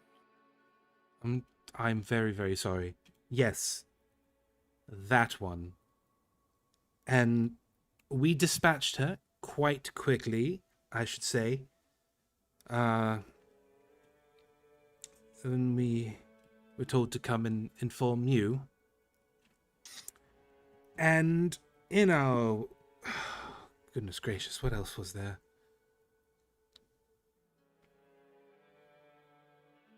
Well, before moving on to other matters, know that we are certainly aware of Priestess Brita's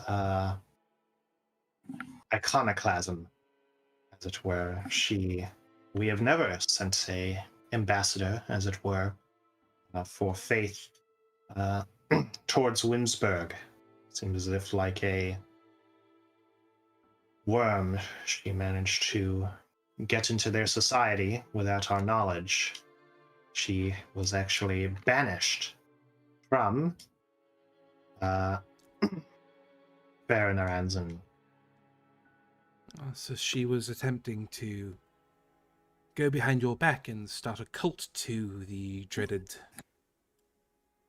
Yes. She who must not be named. It has been referred to as the Cult of Act.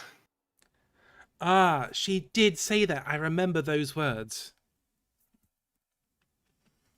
Oh, she is dead now. Yes. I don't quite remember. There was some other reasons that we came to Farron Aranzen specifically.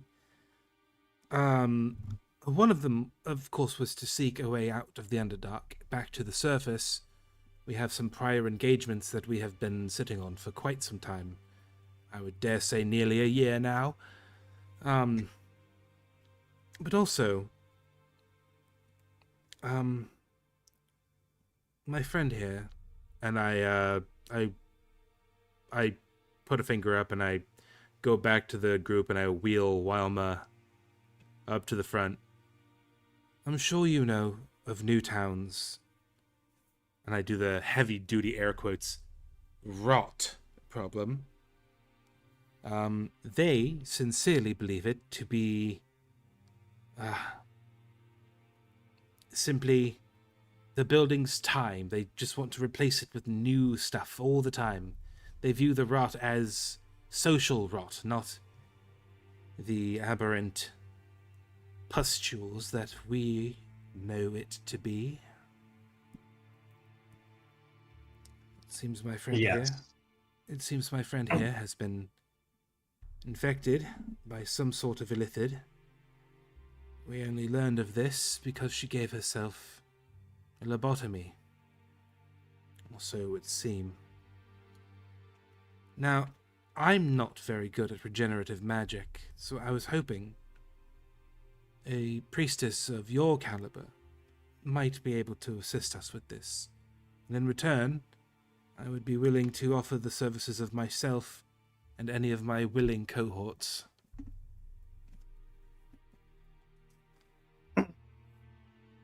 Yes, you see Silvarch actually approach the head priestess, and she sort of speaks into her ear for some time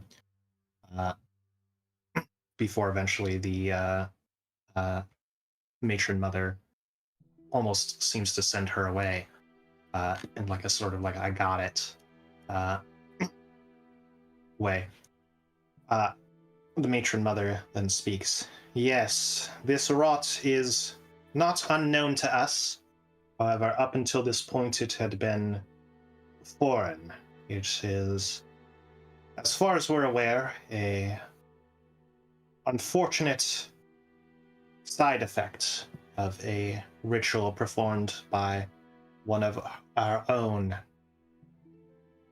We thought for a time that it only affected a certain city in the surface world above us directly. Oh. However, we now understand that it seems to have crept its claws deep within our city. The priestess who performed the ritual had to sacrifice herself in order to fully cleanse it. Even methods of speaking with dead would not work on her, as the methodology she used Destroyed her soul. used her soul.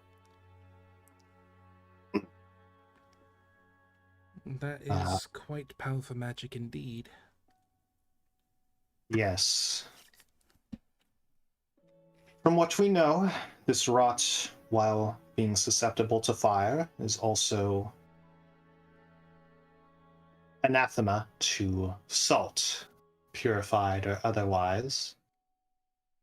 As such, we will look into ways in which to curtail its growth. However, its total annihilation, it will be yet to be seen. Of course, this will involve working with the houses within Newtown Ferrenaranzen, something which is, of course, always easier said than done. Oh, you're preaching to the choir. Yes. Would it be inappropriate of me to let slip how difficult it was for me to hold my tongue around them? Yes, you have shown a adversity to the customs of Drow society. I have been doing my best, as you can see, one of my companions is a drow. I don't... Yeah. I'm not sure if it comes off this way, but I am quite averse to authority. But I am very, very much trying to keep it together for the sake of the people I care about. Authority is to bring order. Many of the ways of she who shall not have her name echoed throughout this hall brought about chaos, as she was a demon of the abyss. Authority brings out order, and order is that direct opposite to chaos. Authority brings about authoritarianism. Authoritarianism brings out crimes against humanity and violations of human rights.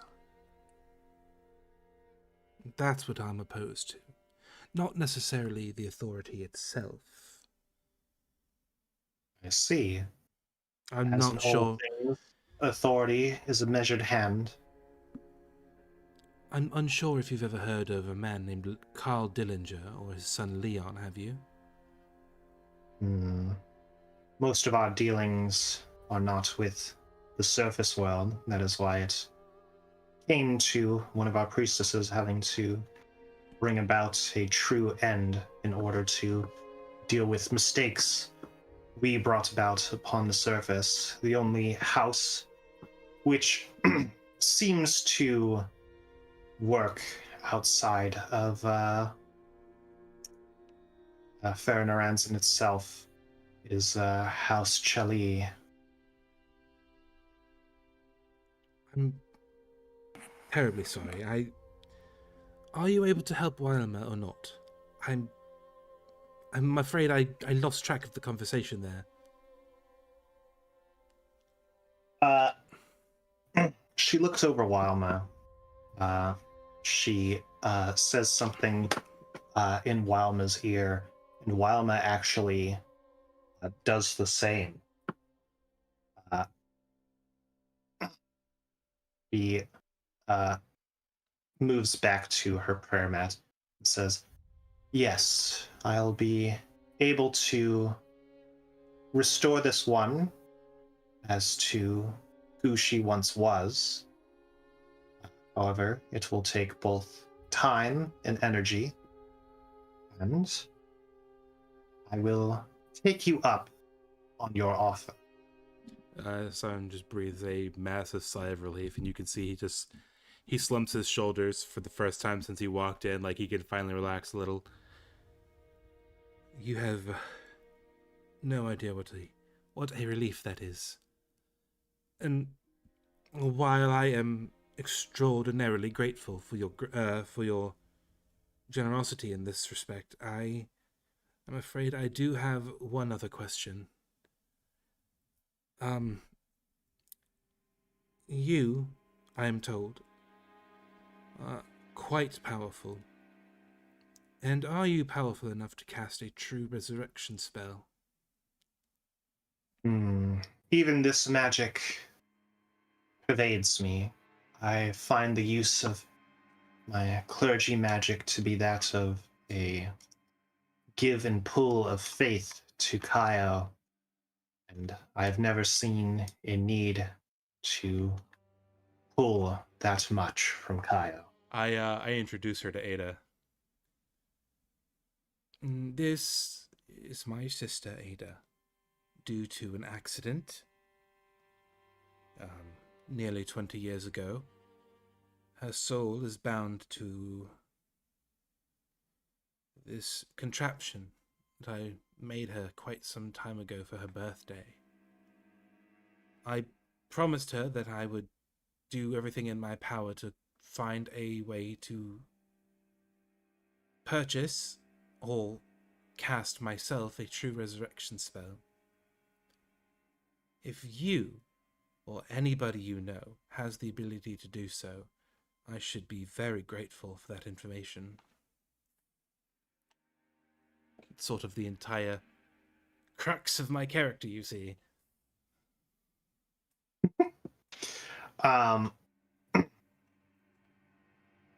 She sort of once again iterates what she said before regarding herself not being able to cast it.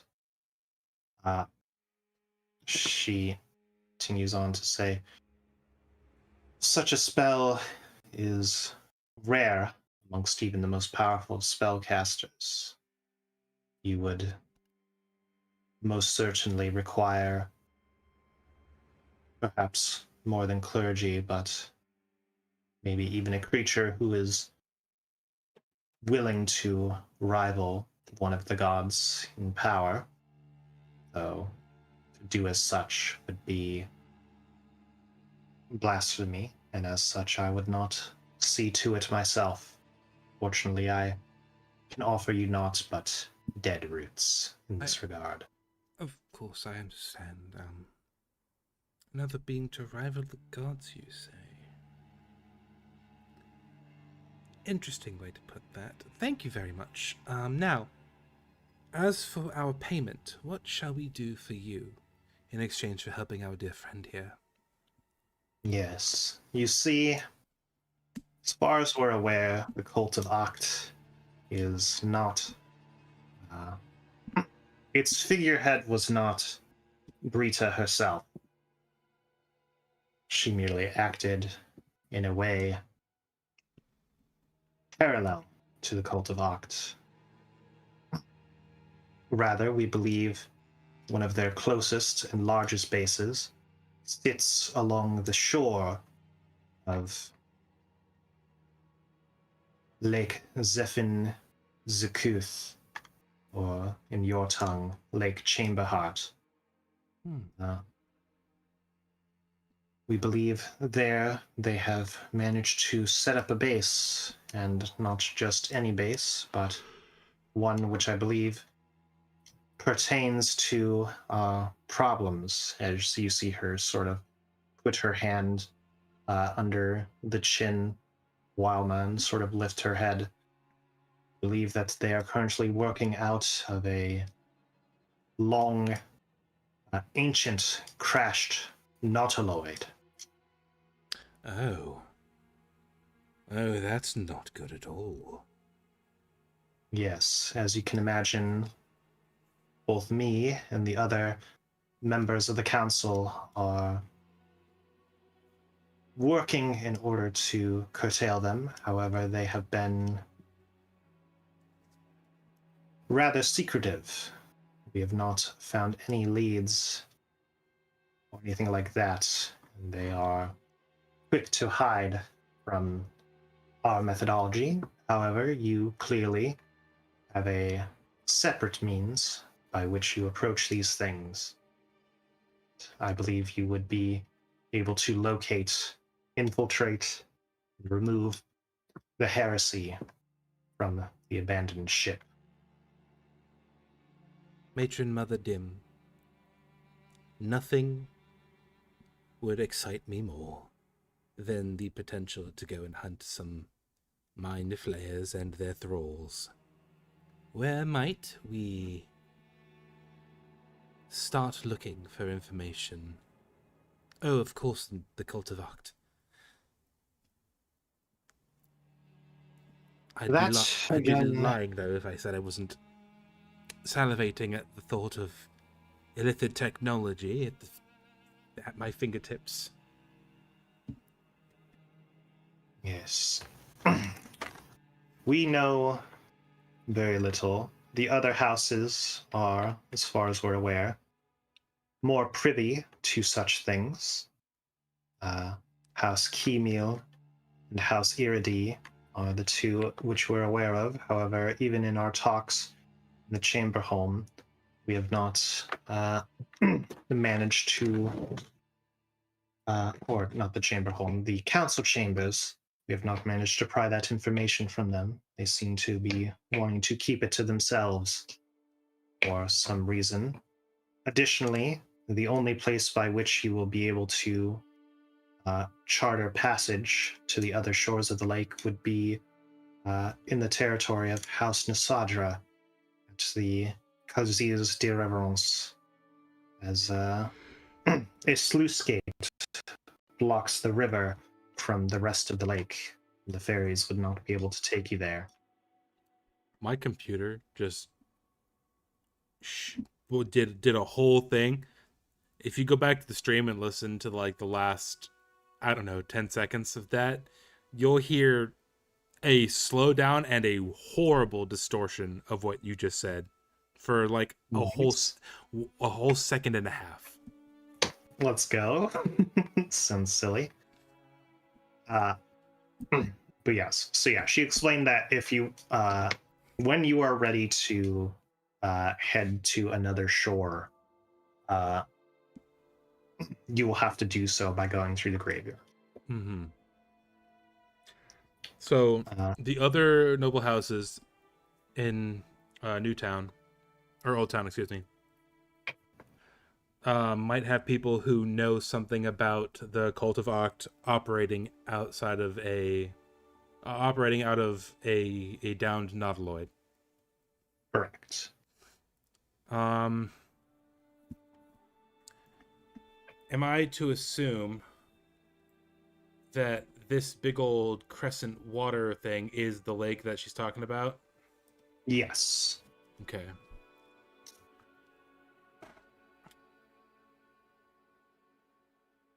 Right.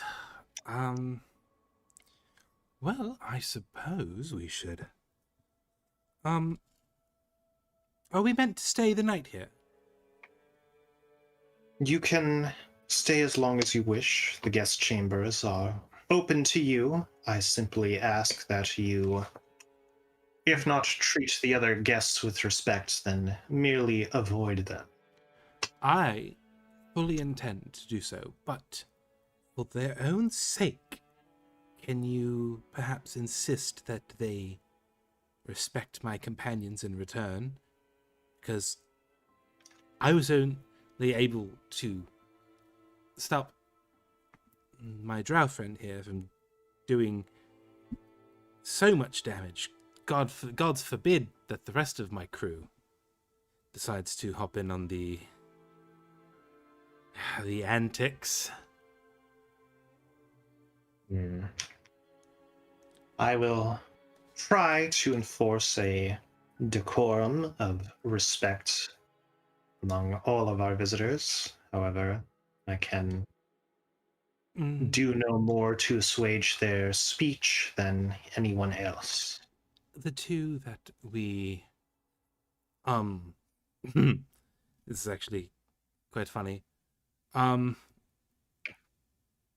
we scared them off, and they mentioned something about our sea elf friend coming and informing House Dim of our deeds. I'm assuming that's how you knew who we were.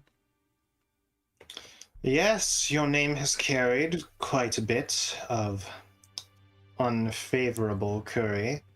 Would it be Uh, too much to ask if you, should they return, keep those two out of our general vicinity, just for their own safety? Yes, This is well, not a threat. I am sincerely, genuinely worried for their safety. yes, well, I doubt they have made very clear that they currently have no wish to return so long as we bring favor to undesirables. So I don't think you'll have any problem with them again. Splendid. Thank you for that. I did everything in my power to stop what was going on, but it happened in spite of me. I see. Now then, might I They were ask? mean to my friends. Might I ask why it is that you bring a beginning to become not so fresh corpse into my sacred hall? That was the next thing I wanted to talk about. I kick Korg. Not was this, it was Korg, right? Kurg. Kurg. I kick Kurg. Wake up. He seems unshifting. Can I see if I have some smelling salts? I don't believe you do. How do we wake him up last time? I think I do. I've got an alchemist kit. Matron Mother, I assure you he's not dead. In fact, we brought him with us because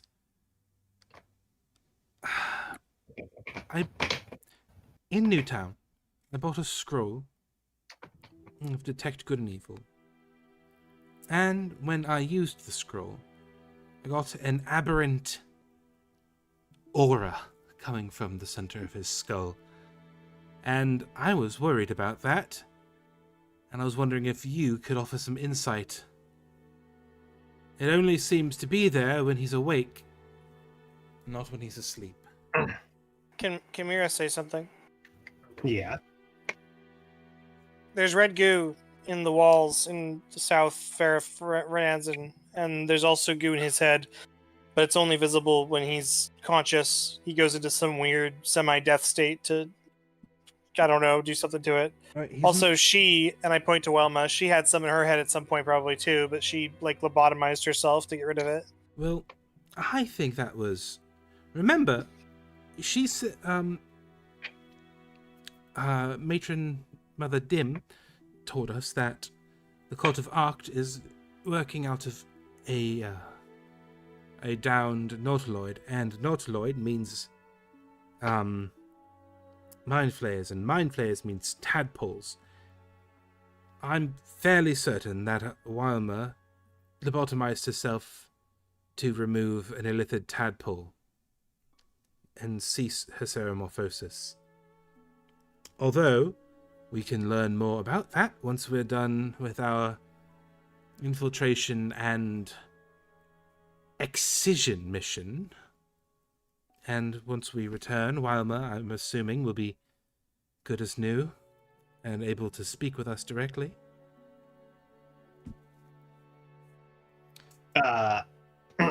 Yes, Matron Mother Dim says, yes, the procedure will take some time. Repairing parts of the brain is rather difficult, even for such powerful magics. I know. As for this one, and you see her stand up, and she sort of twists a ring on her finger which you assume to be a ring of X-ray, and she looks over Kurg, and you see her sort of step back for a moment, and she says, "Yes, this one has been infected by an illithid tadpole. It has already begun to sprout tentacles of its own. I'd give him no more than half a day's time." We don't know Kurg that much. I'm not necessarily too attached to him, but it would be interesting. Well, not interesting. That's not the right word. I'm sorry. It would be extremely helpful if we knew how to reverse the ceramorphosis before it begins. We were told there were a few ways to do so, lobotomy being one of them. And there was a way to outright reverse it once it had started. But nobody in Old Town, or nobody rather in New Town, knew how to do it specifically. Yes, well, if he were alive, then he would still be just under the brink of being able to have the effects reversed through multiple doses of greater restoration. But as he is dead, it would be excising an also equally dead parasite, hardly worth the diamond dust. I assure you, he's not dead. We spoke on the way over here. He's in some sort of... I suppose the only word I could think of is torpor. He's a monk. Monks don't start decaying once they go into their weird meditations. We did not detect any undead, and he was speaking clear as day. All right. Make a persuasion check for me. Persuasion. Oh, luck. God damn. Not on that one, but fuck. Well, that's a 4, Meeper.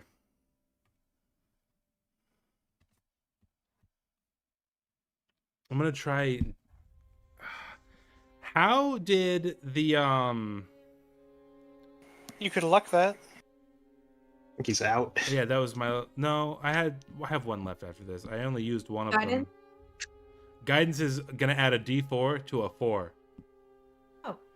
So at best I get an 8. How did the Darrow wake him up before? Throw something at him. I'm pretty sure he's just like. Yeah, the Darrow never did. One of us tried to like zap him. One of us did like shocking touch or something. Yeah, how did we wake him up before? I don't have that spell, so it was one of you guys. Shocking grasp. Who has that? It was okay. I have shocking grasp. We definitely did it though. We definitely woke him up. With shocking grasp, you did. Yes. Are you sure it was shocking grasp that did it? Yeah, I'm pretty confident. All right, Hail Mary time. I'm gonna cast shocking grasp on Kurg. All right. We all laughed. We tried 15 million things, and then we jokingly was like, in AEV, shocking grasped him. All right, I'm gonna attempt to defibrillate him. All right. Go and give me an Arcana check.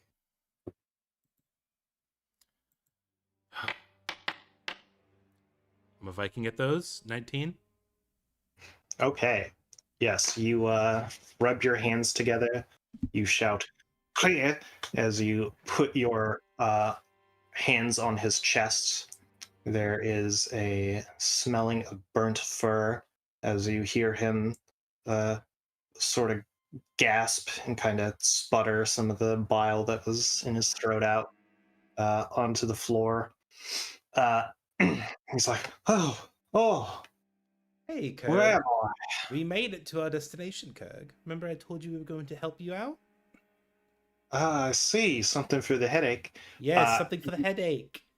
Matron You mother. see You see all of the paladins are immediately on guard. They are very confused. You see the matron mother once again twist the ring, and she looks, and you see her kind of go aghast. She's like, "Yes, you brought him back to life, and the tadpole in his skull." And you see Kirk be like, "The what?" So we were hoping that we could reverse this. Unless you just want him dead. Hey, wait a minute. Oh, wait. Unless you just want him DEAD. Can Kirk spell?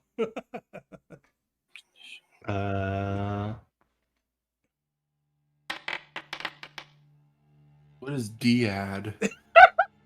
It's so stupid. Hey, I know what that means. What do you mean? What? Hold on. Well, Kirk, hold on. Let's not be too hasty, my friend. There are ways to reverse this. Right? Yes. So let's. You see the matron mother be like, yes. We can do what we can to save this Quagoth man, but you said Yes. you hold a tadpole within your skull. How did you acquire it? And you see Kurg sort of pause to ponder for a moment before he sort of like grabs his head and rise. You see like all the other paladins, once again become very on guard. And she's like, never mind. Clearly, something such as that has been obfuscated. I will also wander to rescue this Quagoth man as well, but I think it has become clear that time is of the essence towards removing this cult of act. Well, I imagine it wouldn't be too hard if we simply put him back into whatever torporic state he was in moments ago. I just wanted to acknowledge that it was there. I wanted it to be known, and I was hoping that it would be fixable. Yes. Well. All right, then. You see her kind of clap her hands, and two of the paladins begin to take Kurg and Wilma away. Although, I've never heard.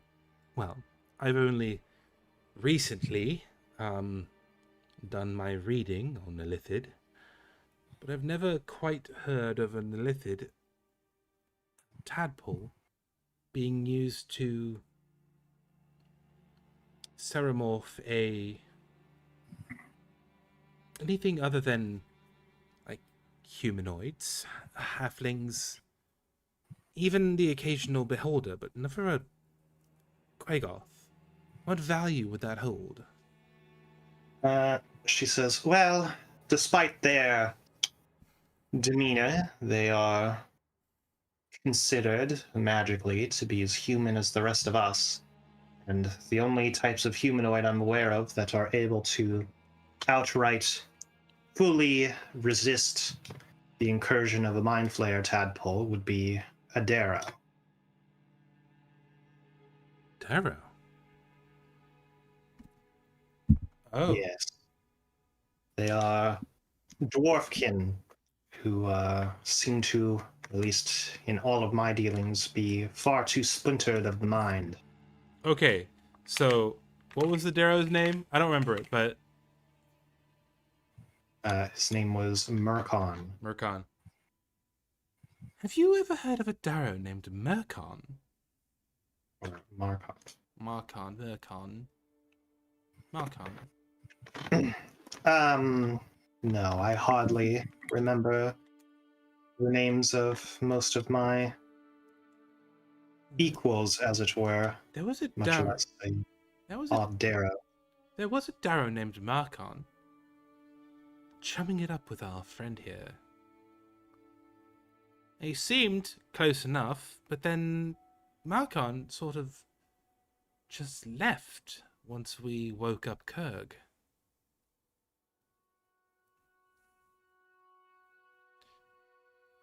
I see. Well, if you were able to track this Marcon down, perhaps he might know more information. Oh my god!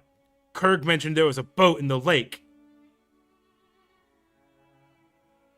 A boat in the lake, and they were giving out tadpoles, except he didn't realize that. We need to interrogate. I'm going to say all of that to her. Oh my god. Oh my god. Kurg mentioned something about a boat out on the lake. He said something about meeting a friend there or something, and making a friend on somebody with somebody in the boat.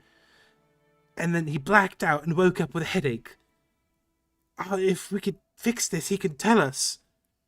We might not need to interrogate the people of Old Town.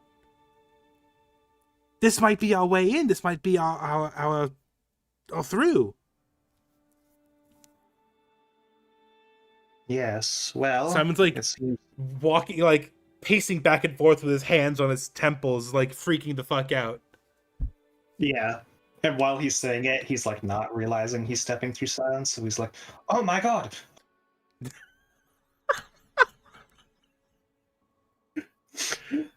Clearly, this means that if we were to rescue our allies,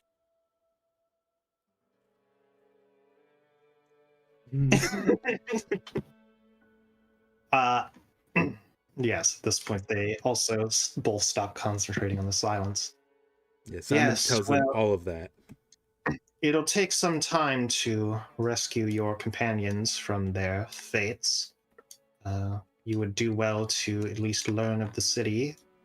We will. We If anything, try to make your names less embarrassing. Did you ask about Defender? Oh, right, of course. This is a weird one. I'm very sorry. I know I said that Kurg was the last thing that we wanted to talk about, but is there enough space in this chamber to open up Mira's book? We've No. established I can pull things out of the book. Okay. Have we established that you can pull a whole ass dude out of your book? I'll say sure. Okay. I walk up to the lady, I reach behind my back, and I pull out and conjure a warforged onto the ground in front of her. Oh. Yeah, you like do it. You see, Defender's like legs and lower torso are out, and now you're kind of being suspended by the book, and you have to have somebody pick you up and place you on the side so you can get out the rest of the way. This is... I know we've been asking quite a bit. I'm very sorry, but this is a strange one. He's a worshipper of Zio as well. Kaio. Kaio as well.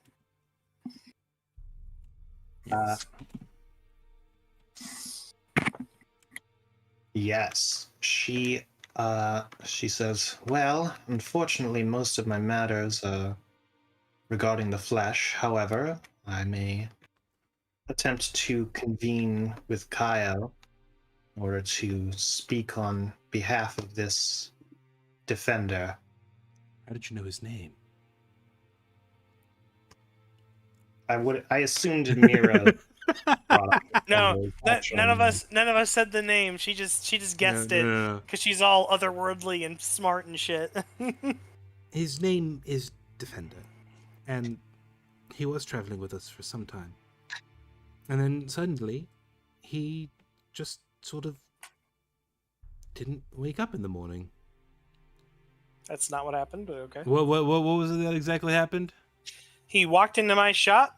He met me, like he said hi, and then blah, he just fell down. Okay, yeah. And then you stole all the booze from his chest. I say that out loud in front of her. Oh, Yeah, well, shut up. That is what Yes. happened. You see her take the time to go into prayer and convene. You all are taken out of her chambers. Defender is left there, and you, as you leave, you see across that like super long bridge. You see almost a sort of carriage being taken, and you see Wilma and her being put onto it. It seems as if they are being taken across the bridge to one of the other tall towers. What are you doing? Uh,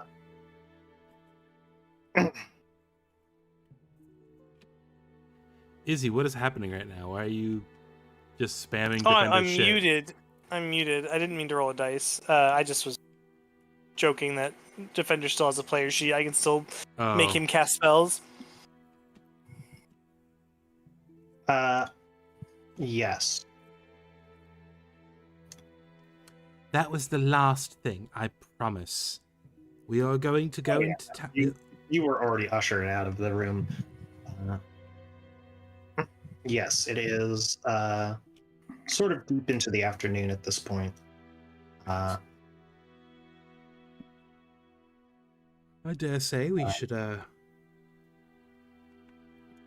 take a bath, have a nap, have some, calming tea, and discuss our strategy for the next however much time it takes for her to get our Quaggoth friend in a state in which he can speak freely without his mind breaking on us.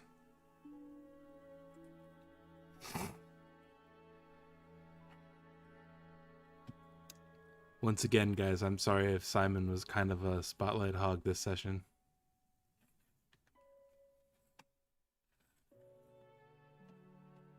Everyone is always able to butt in when they feel like it. But yes, you return to the guest chambers.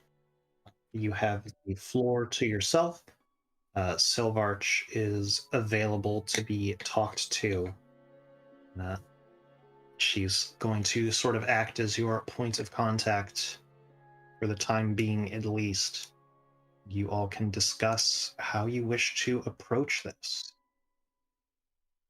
Simon's just like, he's smoking cigarette after cigarette and just absolutely geeked right now. Like, how did I not see this before? It's literally all coming into focus.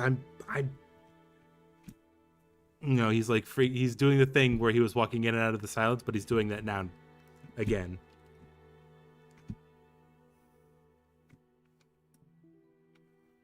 Except there's no silence spell. Yeah, he's just rambling and rambling and rambling, and it's not meaningless, but he's just finding new ways to illustrate the same point over and over again.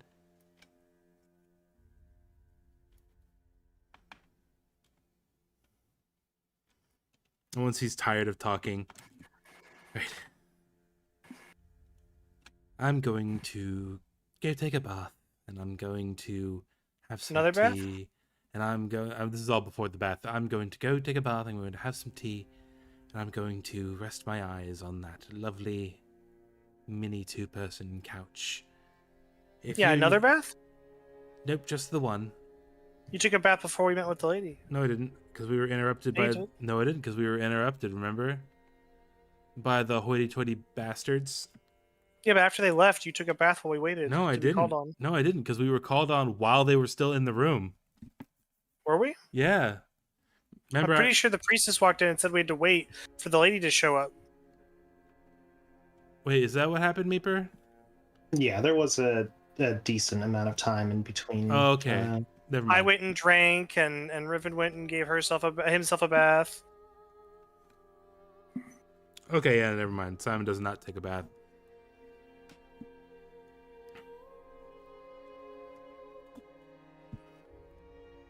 I mean, you could take another bath. I was just gonna give you shit if you were. No, because I misread that last interaction. I want to go explore the city. I want to go look Can around. Mira accompany you? I mean, yes. I'm gonna go look for the bow shop that the person was talking about, if possible. But otherwise, I'm just gonna go look around. Okie dokie. I'll tag along. So, Mira and Riven are going shopping. Simon is relaxing, unless he wants to do something else. I What think about Simon's like super duper restless. He wants to get this shit done. He's only relaxing because I was under the impression that it was a little bit later in the day and he hadn't done his routine yet. But Simon's gonna go out into the city, invite anybody who would like to come along, and try to find any representatives of the other noble houses or anybody belonging to the noble houses who might not be averse to speaking candidly with us. We're going to ask them about the cult of Oct and all that. Avery, would you like to go shopping with Riven and I? I think I want to read up on nautiloid ships. Okie I dokie. reach into my giant book. Do I find a book on nautiloid ships? That would be the same book that Simon managed to procure already. Oh, never mind. Okay. Oh, the flesh. Oh, from before, the fleshy one, right? Yeah. Yeah. Okay, I remember that book. Yeah, it's like purple and fleshy. Because like that's what illithid stuff is. It's all flesh and meat. Yes. And What about chitin you, and keratin. Cressidia? Chitten. Shopping. Chin. Bitches be shopping. I like the way Cressida said shopping. Shopping. I literally said shopping. All right. Like Yeah. a person. And It was sometimes only Morgan funny just because you says haven't devil said kill, anything and else. Here we are. Fucking goddamn what? I said it was only as funny as it was because you're usually really quiet and it's just shopping. All right. Yes. Are you walking, or do you want to try and hail another carriage? I want to walk. I'm Wait. flying. Wait. We're up high. Like right. Like how high up are we? Again, you're about 6 stories up, but What is like, that in feet? You already asked this. No, that's at the graveyard earlier. That might not be in the same height. well, so like something to remember is that like this city is like it's almost like layered. Like it is Right. dense bits of architecture. So you have no idea if where you're going to shop at is on the same level as you, 3 levels below, a few levels above, it's on Well- floor level. To start our adventure, the level we're currently on, like we have to leave like this royal place. We have to go down a thing, right? Not really. Again, you're kind of Oh. like their house and like general land that they take up is on the northwestern or western side of the city. Okay, just let me. I follow Riven, but let me know if we have to like walk down any of those weird gravity floors because I wanted to do something funny. You definitely will be. Well, if we have to go down like a really, really steep one, what I was going to say was we could just jump down and let gravity like not use the floor and just fall, and then I'll do feather fall right before we hit the ground. So your spell slots to burn. It's fun using magic. So yeah, I want to explore until I can find that Fletcher. Okay. Yes. Go ahead and give me a survival check. Is this for climbing around? This is for trying to navigate this fucking labyrinthine city. You do have a map, so I'll give you advantage. Okay. Okay. Yeah, so you take some time, but eventually you sort of liken it to how you would find pathing throughout almost like a dense jungle full of foliage. And you manage to figure out a path, and you execute on it very well and manage to lead your party to the Beating Bazaar. You see, it's basically one of the only places in the city where, unless you're on like the top floor, that you can see from ground level to ceiling. It's a cylindrical section with many buildings, tents. Some are like hole in the walls, others are like full on, like straight up buildings underneath buildings. Some of them almost seem to be like clubs, uh, and others are full on shops. And then you see there's even an opening which seems to lead to the graveyard area with the stones of reverence. To clarify, what do you mean by clubs? Like, you know, bars. Okay, Clubs. okay. I was just curious, like actual clubs. Okay. Yeah. I'm gonna first go to the Fletcher still, if possible. Okay. Yeah. So you continue. You enter a. It's more modest than a lot of the other buildings, but it's still like it's fancier than most of the places in Newtown, Fairnarans, and you go inside, and it almost feels like you entered a museum. There's a lot on elven archery, not just related to the drow, but elves in general. A lot of writing and whatnot on it, and you see a what appears to be a bit of a lighter skinned drow man. It seems like his heritage might be both surface and underground elf, uh, who is currently sort of putting a arrowhead to a grindstone. Okay. I'm gonna. Is there a counter in front of him, or is it just straight up I'm walking up to him? There's a counter that is near him, but he is currently working in like a workshop area that is open for you to walk into. Although there Okay. are like little signs that are like, caution. I'm gonna walk up to the edge of the caution sign and just try to get his attention. Okay. Yeah, you see some sparks fly. He lifts up a safety visor and he's like, "Oh, hello then. Sorry I didn't catch you there. The arrow and grindstone, keep the merchandise well to do. But you seem like a gentleman in need of finer things. What can I do you for?" Absolutely. I'm in the market for a bow, if possible. A bow. Okay. Yes, a master of the ancient arts of the hunter, as it were. Is Indeed. there any bow in particular you are looking for? I do two types of hunting, some of the animal variety and then some of the whatever's in the way variety. So, specifically looking for something that can give me as much damage as possible. Let's see. Well, of course, there are always just simply bows which bring about the strength of uh, the arm and the shot. For sure. As for something fancier, um, I have a bow which is far greater at pulling from the musculature with regards to dealing damage, although I don't know if you are fit for the strength of it. I'm just gonna raise one of my eyebrows and say, go on.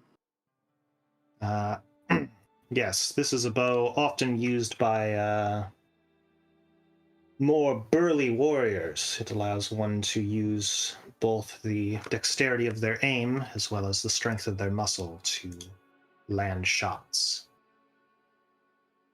Can I look this up? Whatever it is. Yes, it is a bow from Baldur's Gate. It is called the Titan String Bow. This weapon deals additional damage equal to your strength modifier. Too bad. Wait, is Riven a Dex Ranger? Yeah. Imagine it would be difficult to build a ranger around strength. Yeah. Yes. Yeah, that's not that great for me. I'm gonna ask if he has anything a little more equipped for someone more agile. Let's see. Sir, look at these furry noodles. Do I look like I could draw that? A real statement.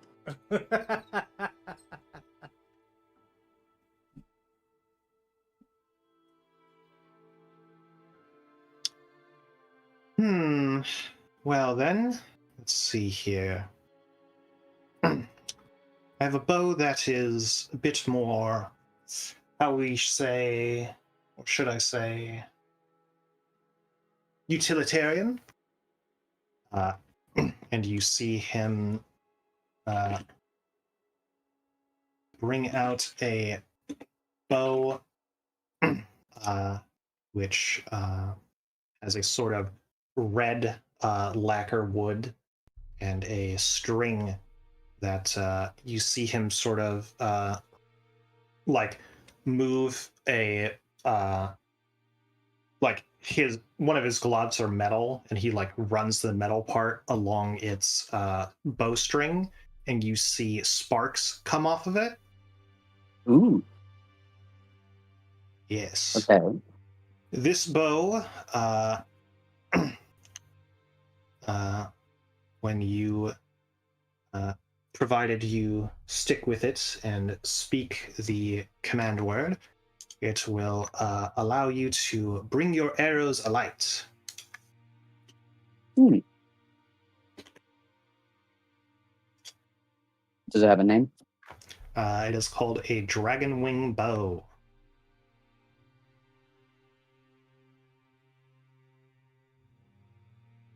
Ooh. Do I get to pick, or does it? Is this? So you said this one's red, right? Yes, this is So one for fire. Got it. Okay. How much would this one be? Let's see here. 7,000 gold. Don't give her ideas. I think Maper goes off of a list of how much they actually cost. I'm sure, but if you tell her 7,000, she's gonna be like, fuck it. All right. He says, let's see here. For this, it will probably run you around 2k gold. Ooh, I wasn't that far off. You are not.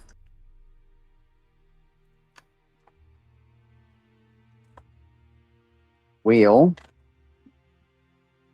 I don't even think Oh, I but could this lend you one's- that. I don't even think I have that. This is good though. It produces its own magic ammunition if you don't have ammunition. Oh, Very nice. that's very good. Shit fuck. Is there any better deal you can give me? How much is he charging, and how much do you have? 2K. I have 800. He wants 2,000. Yes. Well, shit. I don't have enough to give you to make up the difference. I'm sorry. Yeah, no, you're good. I know what I'll do. What if my friend here, I gestured to Riven, what if he pays you 800 gold, but, and I reach into my book, my back, and I pull out the Lusty Lizard Folk made. Oh my god, I'm not gonna the offer goddamn it- book. The book has value, by the way. It's not. It's signed and everything. I'm gonna offer it as trade, Meeper. Um, I'll roll at disadvantage. That's still a total value of 1,300. no, Yeah, it's that's still something. a total value of 900. It's still something. It's less than half, but I'll roll at disadvantage. Yeah, you can go and make me a persuasion check. You don't have to roll at disadvantage or anything. Nat 20. Nat 20. I'm hoping for your sake, Morgan. I'm hoping for my sake too. Okay. Good thing we have our fairy friend with us that has guidance, right? Sure do. Can I help? Does help do something? I don't know if Meeper will let you do the help action because then I'd have advantage. No. Unless you really put your soul into helping the cell. I will give Must the be biggest smile. I mean, Biggest smile. If it was any other character, I would definitely call bullshit on helping me try to sell something. But Riven's lived in the bookshop for a while. I assume he's helped me sell books before. Oh yeah. Should I roll it at advantage? I'm just gonna say flat. Flat? Okay. Oh. But do I get the guidance? Yes. It doesn't matter. I don't get to see the roll, apparently. It's glitching for me. What was the roll? It's a 3. It's a 3. Well, alright then. I tried for you, Morgan. I'm sorry. Sorry, pal, I'm not a pervert. Could you come down to 1,100 gold? That is a sizable markdown, I'm sorry. The only thing I can really offer is for you to peruse some of our other bows, which might be more in your price range. What about a job? Does the guy have a job for Riven? Yeah. I can go hunting for you. I can work in the fucking shop if you want me to. It's well, working in the shop would certainly take you perhaps more than your lifetime would be willing to make up for the purchase of such an item, as you might guess. It's either from mostly eccentric collectors or adventurers who have put a bit more salt on their path, Right. as it were. You were up to, let's say, 11. I Well- can throw... How would you feel about 1,300? With 1,300 sweeten the pot a little bit, it's sort of... we're getting there. I could spare a couple hundred gold coins. Are you with us? Yeah, you said lead the party. I'm splitting off eventually, but I figured... Wait. Meeper, can I do something? I'm there too. Yeah, Hey, Meeper. Or like no, studying Avery something, isn't right? there. Yeah, what? Meeper, if I have my darling best friend Kratos with me, he's got this great axe that has not been used in a long time and is very handy. Yeah, but we need to figure out... We need to keep that axe, though. It's like part of a quest. It was chop chop chop. We passed chop chop land. Yeah, but we also need to find Chop, out... yeah. We also need to figure out where the apprentice is. And all that, you know? Okay, I have one other axe and I have a javelin. Ooh. You like hold it above him and jiggle it like keys. I've also got a bunch of... Why does he have fins, scales, and teeth on here? What the fuck is his... What is this? He just likes stealing like parts of living things. He is! I'm stripping Kratos for parts. He What? only has 4 gold, though. What did he say to 1,339 gold pieces? You can make that 1,600 if you add my gold to it. Definitely have more money. He probably just wasn't keeping track of it. He wasn't here when we did the big divvy up. I don't know if we included him in that. Each of us get 3,000 or whatever it was. It was 300 something. We each did get like 800 apiece or something like that. It was crazy. 800. Yeah, it was yeah, I think it was 833 per person.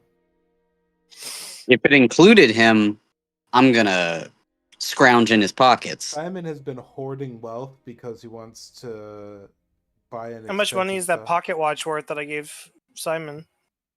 Oh, yeah! How much is that nobleman's pocket watch worth? Let's hawk that shit.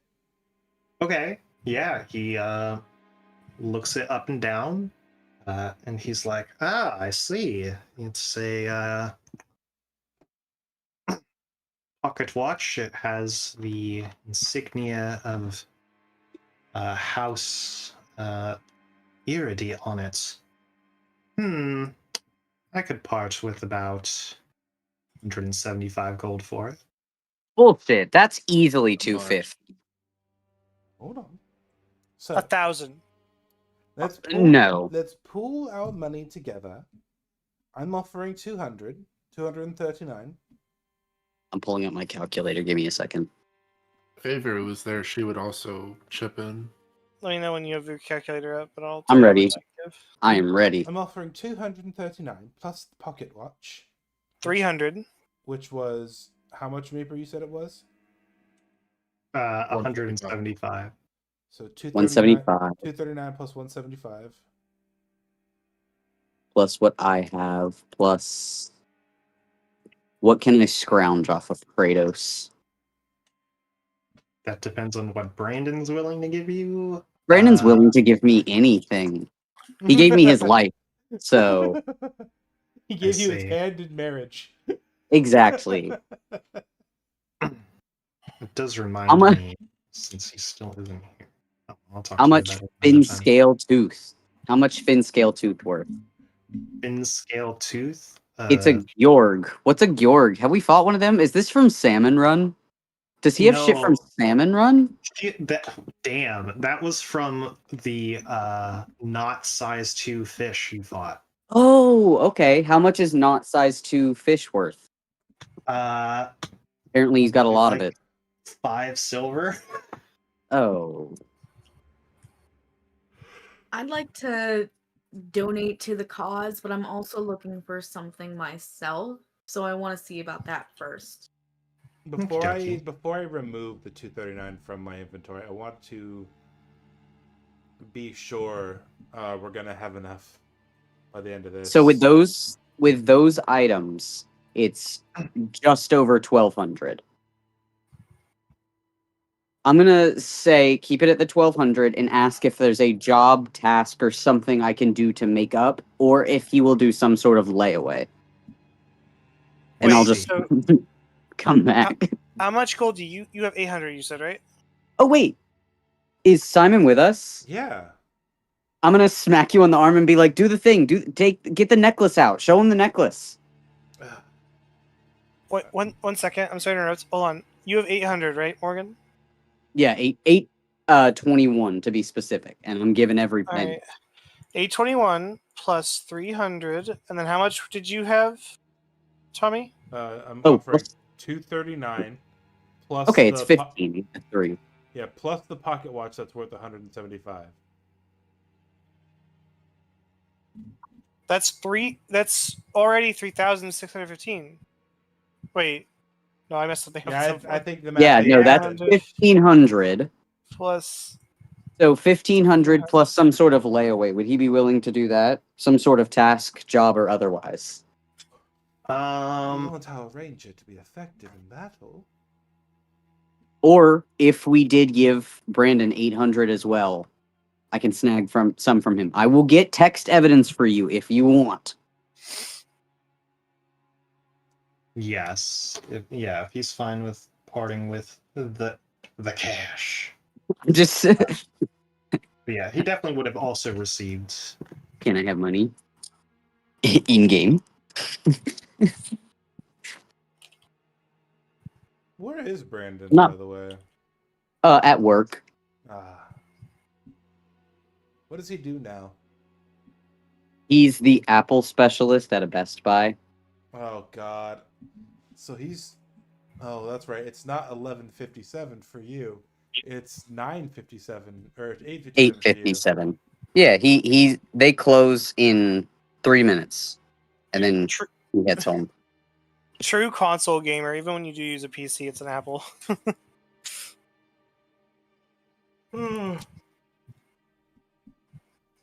Apple is for fucking chuds.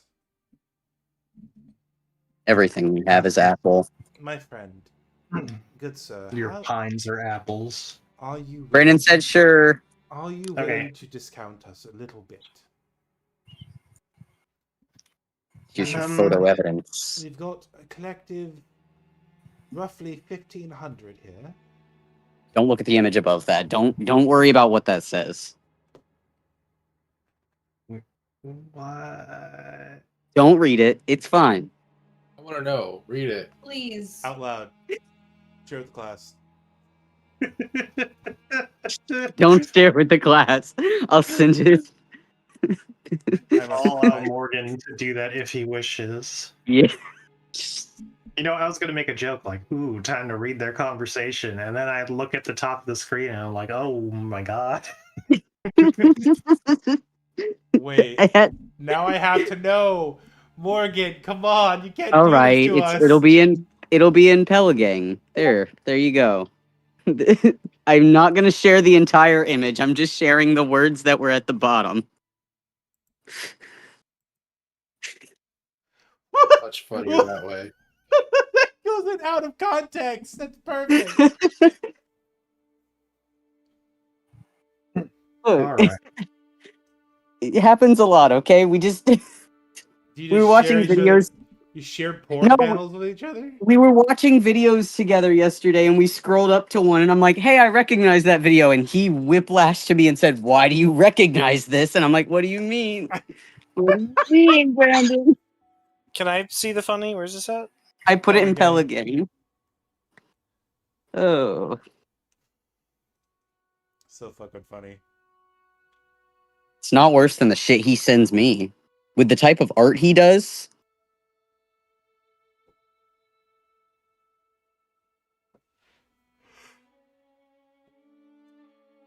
anyway, yeah, so I'm not going to pay the full 2K. I would like to talk him down to 1,800. Okay. What do you say to try and bring his price range down? As I am a very skilled hunter and have been working and will be working for some of the higher up families in the area, including House Dim, Exhibit A, and I'm going to point to Simon, I hopefully sigh. holding the talisman. I sigh and I'm like, here you go. And I present Yeah, the yeah. This talisman. bad boy right here. Because I'm working with them, it's going to give me a lot of coverage for people to not only will we have a reputable name and you will have a reputable face, but I will also be able to tell people where I got such an excellent bow. So, with that in mind, I Uh, think 1,800 is a very fair price. Outside the game, I'm asking this to you, Morgan, outside the game. Would you be okay if Mira stole this bow if she could do it and get away with it? Oh yeah, I'm fine with stealing. Meaver, I'm could I so be fine with casting stealing. Detect Magic as a ritual this whole time? It would look kind of weird, but I guess he'd probably be Don't like, mind my friend doing I'm examining the witchcraft in the merchandise. corner. I'm examining the merchandise. "Okay." Do not mind my friend doing witchcraft in the corner, singing the ba ba ba ba ba ba ba song in the background. I'm here with money. Did you just make a Yep. fucking Shubity Doo wreference? Yeah, I did. Whenever June. Yes, I Mira did. does ritual magic, she sings Baby Shark. That's horrid. All right, what do I detect any magic other than the magic items in the room? No. Like, there's no magical security system. You see that it looks like the cases do have some sort of magic around them, but that's about it. But like the bow is out of the case, isn't it? Yes. But we're holding it and he's actively engaged with us. So if right now, if I were to distract him and we left with it, he know we would have it. Yeah. Okay. We've got the money. Do we though? We do. Yes. I'm gonna no. You Hold on. All right, then buy it then. The matron mother told us to try and make our names better while we were here. I'll do whatever you all want to do. But here's my proposal. All right. If y'all fail, okay, we can come back after the store's closed. Okay, we can break in. We got Riven. We can get in easily enough. I can do dispel magic on the case, and we can get the bow out that way. You also And have an then- ink blob that can just be like, "Uh-oh, Skedio, why is there ink taking my things away?" Well, that'd be. I doubt it could take the bow out through the crack it came in through. But anyway, the point I could do dispel magic on the alarm stuff. so we won't have to worry about that. But all we need to make, if we do decide to steal it, though, we need to make sure that you don't pull it out or use it while we're here. You should put it inside of Simon's briefcase of holding and keep it there until we are back on the surface. Bold of you to assume Simon will be an accessory to a crime.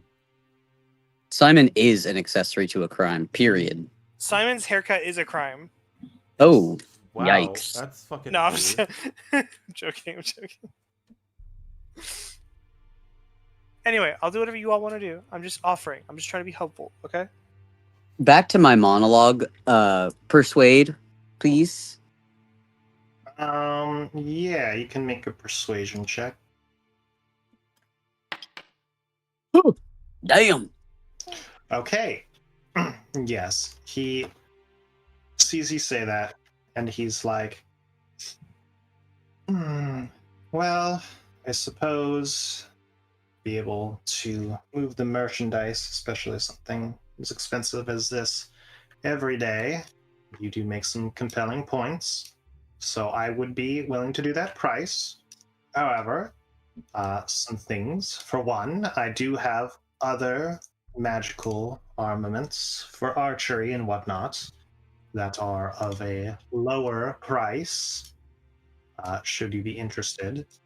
Additionally, I do actually have a job offering, should you be so willing. If possible, just because I don't want to take up everybody's time talking about bows, would you be able to send me the things that he does have? And then he could talk to us about the job offering? Yes. So he says, yes, a type of arrow which I like crafting requires a material which is rare enough for the surface, but is even rarer in the underground, as it requires stardust. Okay. Or that is to say, dust and earth from cosmological places. Oh, okay. So, like, from a meteor, per se? Yes, a meteor. Or maybe a comet that landed thousands of years ago in a gift commune. Yeah, mayhaps. Yes, anything like that. It allows me to create a special type of arrow. Simon, you wouldn't have happened to pick up any sparkly dust on the ground, would you? I did not, but it's not too far from the... No, it's not too far from the gift commune. Can I retroactively have picked it up if I rolled good on a D100?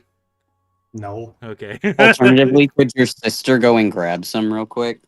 Dude, that's like okay, hilarious, but that's like a month's walk by itself. Okay. She But wouldn't what be about walking. by the bird? What about by the bird? Still take multiple days. Okay, we would have time to do stuff around here while she flew. Simon, And it would be very dangerous the I'm whole going time. to say this Ew. right now, Simon. It would be incredibly uncomfortable parting ways with Ada for Yeah. that long. Okay, I'll be a decent person. So are we robbing him? No, we're not robbing him. What? Okay. I mean, you could. My friend, I mean, Avery's not here. Avery's are like... Can we have the bow for that Sneaky. price now? I know exactly where to find stardust, or the remains of a cosmological event at the very least. We could get there and back in a matter of... Let's see, how far away is it if I zoom out all the way to the Giftmune? Eber, how many days would you say that is? On a moment. We could also give them a collateral. Is that accurate? Yeah, 50... you have this cool talisman. Is that accurate? 54 miles? Yes, that is accurate. Oh my Jesus. god, we can do 54 miles in like a week.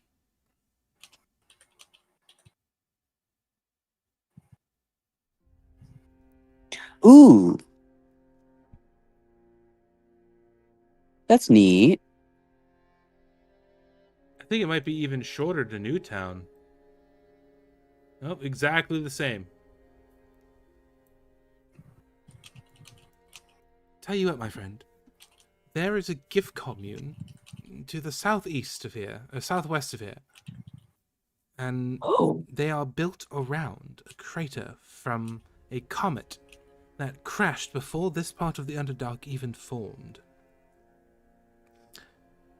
At the bottom of the lake, well, it was...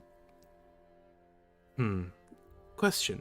Does any material from a cosmic event count in your eyes? Because the entire... Yes. The entire lake is melted ice from the comet.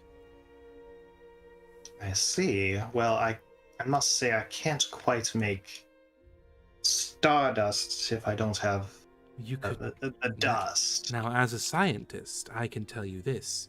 If you distill that water down, boil it off until you've only got the minerals that are left, I would say that counts.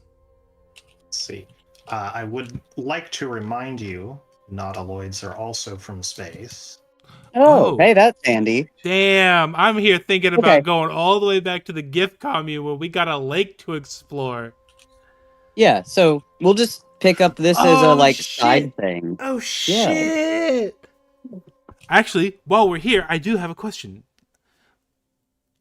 You're speaking of cosmological events and things from space. I don't suppose you know anything about some alleged nautiloid.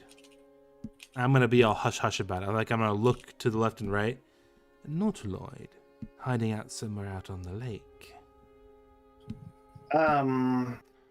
That would seem like a good source of the stardust you're looking for if we could find it. Of course, we've only heard rumors. Yes, as of I've only ever heard rumors. To be honest with you, I've considered such a thing, but I've never personally gone after it myself. There are many things that seem to have ended up from the cosmos into the Underdark itself. And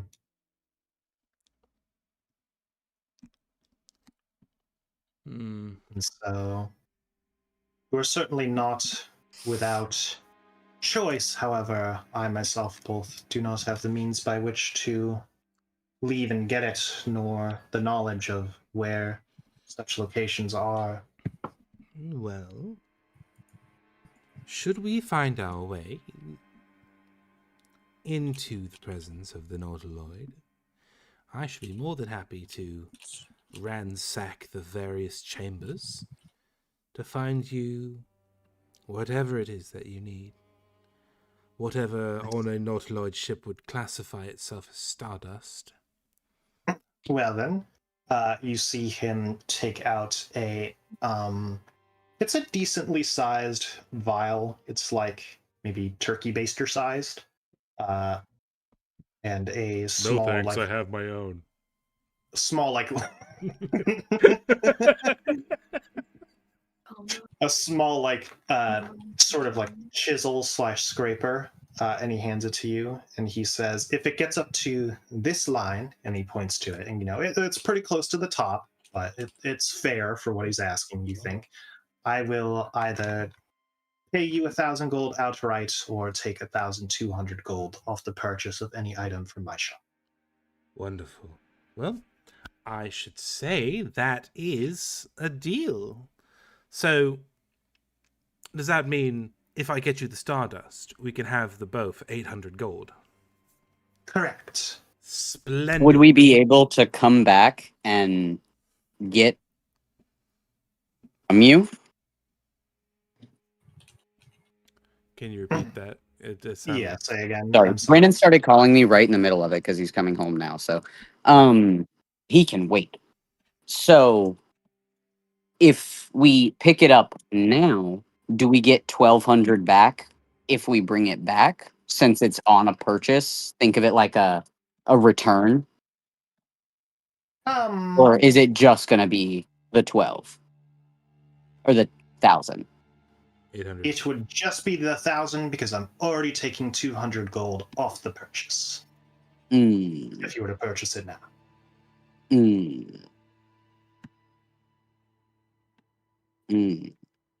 I see. Well, Riven, we're already going to the Nautiloid. We just have to find it. I'm gonna look like a whimpery little baby, but I will give up this one. What did you say, madam? Speak your truth? I said I was gonna say cut to 3 sessions later when we forget literally all about it. This is why you make notes or rely on me because I remember a lot of stuff like that. We have the Me whole poor. public notes thing that we haven't been taking advantage of. Me poor. take How much advantage is of the blood one? How much is the blood bow? The blood bow is 400 gold. Okay, hear me out. Question. I'm gonna look this guy in the face and I'm gonna ask him this very long question. Can I purchase blood bow today? We go do our little shenanigans. We bring you back a big ass thing of stardust. I return the blood bow. You give me the dragon bow for whatever amount is left out of the return plus dust. Well, at that point, the bow would have seen use, as it were, so I could only give you back maybe 60% of its initial asking price. That's fine. I can work with a pawn shop. I'm cool. I really don't think that's a very prudent idea. You found yourself quite capable in combat without these. Riven wants a new toy. Let Riven have a new Yeah, toy. No, absolutely. Riven is gonna look at you and just give you the Puss in Boots stare. Like, I have an idea for a discount. We could do the 5-finger discount. I'm on board with Riven's stealing. gonna look at Even Mira though I'm and there. not give you. What'd you say? You're on board with stealing? I'm on board with stealing, even though I'm not there. Because Stealing I'm is cool. I'm confident we could super get away with it too, because we would just put it in the bag of holding and not touch it till we're done with. We Underdark are Place trying anyway. we're trying to make our name less embarrassing. We're trying to. Well, after this guy gets Well, if you don't robbed, the get next caught, after this Can we guy just gets come back at robbed, night? Oh, gee, I Asking- wonder that's who what I took wanted to that do. bow. Surely not the group that spent 45 minutes asking about it. Well, no. Tommy, come now. I would purchase the blood bow first. yeah, we'll And purchase then the I bow. would come back and steal the other bow. Morgan, if we So were I to have do two it, bows. it would be at night while the place was closed. I'm And I here would for that dispel because then magic I through can go everything. sneaky beaky undercover. And hold on, to put Tommy, Tommy will come back the next day and he'll be upset about being robbed, and we'll help him catch the people that did it. oh my god, I love it. I Well, love it even no. more. I'm it's just. actually See, really smart. We just need to find a patsy. I'm saying he'll know it was us because we're the only. We came here and spent literally 45 minutes. Wait, hang on. asking Does him anyone about have a does anyone have disguise self? We don't need to disguise anything. We're gonna Well, break no, in when because no we can one's here. disguise self and then like just make ourselves into person X. And person X walks in and they're like, I'm interested in buying a big ass fancy bow and I'm an aristocrat. Oh, you're And not gonna sell it then- to me? Then I'll rob you, you old man, and storm out. Exactly. Okay, Exactly. And then we okay. come back the next day and we're like, guess what? We have money now. Okay, And he's I- crying. what was the grand total? What was the grand total of money that we had to offer? 15 plus 1,500. whatever I wanted to take from Brandon. Take what you need from Brandon. I can offer you an extra 200. Make it. You said Tommy, why are some- you being so nice? You're the one that wants to burn down things. Yeah, but I also listen. We are in an unfamiliar place, surrounded by drow. We have been tasked with keeping our name clean and stopping a nautiloid ship. One of those things we can do. Give the shit. This sign can't stop me. I can't read. I want to steal the bow now. I think it is worthy to mention that this has been and continues to be your only lead on escaping the Underdark. So if you fuck it up, you're figuring Yeah. out I have a new the idea. Underdark. I have a new idea. What if we leave, right?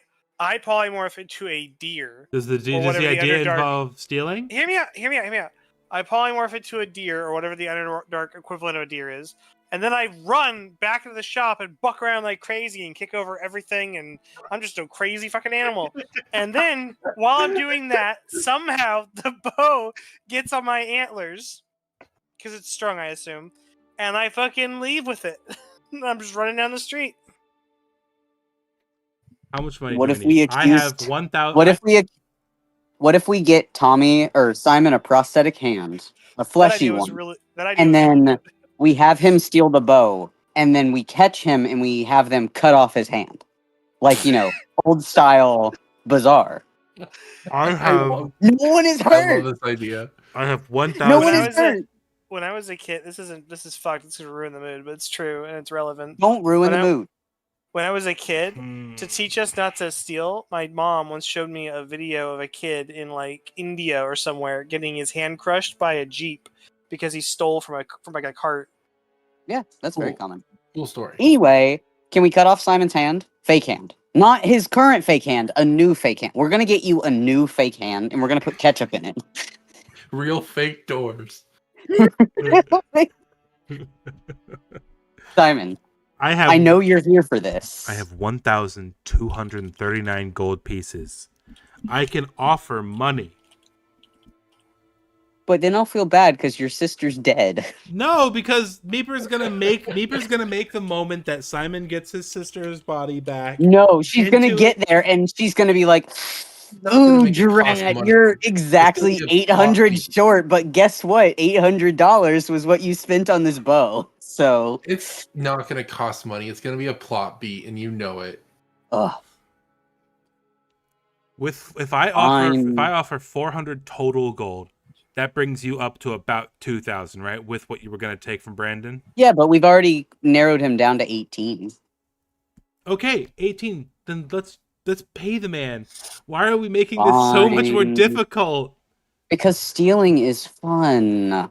I'm all for paying it. I'm just offering. I'm just being helpful. Fine. We pay the nice man. How is Simon the voice of reason? All right. Are we fully locked in on paying? I guess. Okay. All right. So we cannot change that at this point. Meeper. There's another boat we can come back and Meeper, for steal. fun. Meeper, for fun. Will you tell Mhm. us if the deer thing would have worked? Because I really want to know. Please, I'm begging you. Break the fourth wall here. Would that have worked? You think? No. Literally, you said I'm going to go in as a deer and act all animal crazy, and I started laughing, and then I found the video that I posted in Pelagang. I could show And you stop 15 paying videos attention. of deers doing that. What is this? Meeper. Okay, we pay the nice man. We might come back and steal the blood bow because I have a feeling Avery would be a big fan of that. But like no, but me for the rest of the plan was after I freak out as a wild animal deer, the bow that we want As opposed to the tame animal deer. the bow ends up on the antlers, and I just run out with it. So they just think it's a coincidence, and it's just a crazy animal nut job thing moment.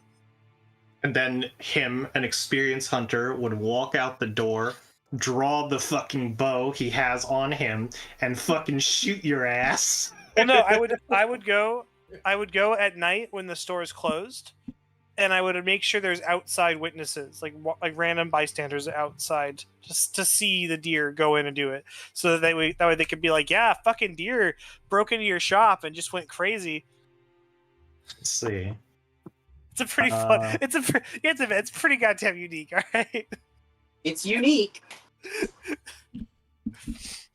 We need you to go in there and go all horse crazy. Shitting everywhere, biting people's balls. Oh, that video. I love that video. Okay, I pay the nice man. I give him a pat on the head, a smooch on the cheek, and I exit with my sad little bow that cost my entire life savings plus. Same here, by the way. I'm fucking broke too. Jesus H. I was gonna ask to go to a magic shop too, but no, fuck that. No. Well, I can. We have Kratos to bleed for more money if you want. Sugar Daddy's here. Like, We're good. Anyway, Simon's been hoarding wealth. Cressida, you've been very patient. What is it you were Oh, going yeah. shopping for? My beasts.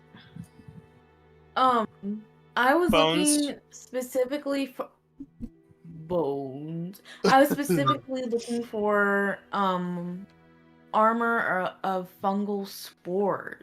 Do you have that? Armor Give of her some fungal stinky spores. armor. This is in Baldur's Gate. Was it? Mm-hmm.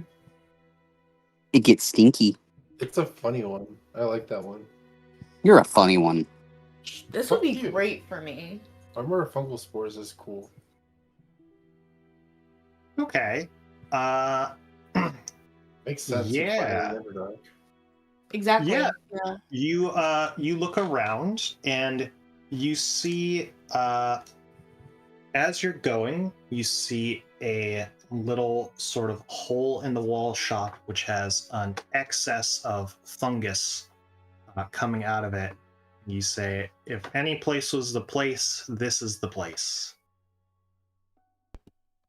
Okay, I look. That'd be fine. I want to see it. I want to read it. She opens All them fucking peepers. You go into the store. There, you look around. You do not see a shopkeep. You just see mushrooms on mushrooms on mushrooms, basically. Poison in D&D is super rough too. Like Yes. poison's Yeah, a that's good crazy. status condition. There's no shopkeep. Not that you can see now. Okay, I'm gonna go back and be like, "There's no one there. Do you know like BRB. what I should do?" You're asking your allies? I'm asking the person who directed me to that shop. Nobody directed you there. You Oh. just found it. You just found it Oh. and wandered in. Okay, never mind. You could talk to the mushrooms. I could, but I don't want to talk to them about something their friends have been fashioned into. Maybe they like it.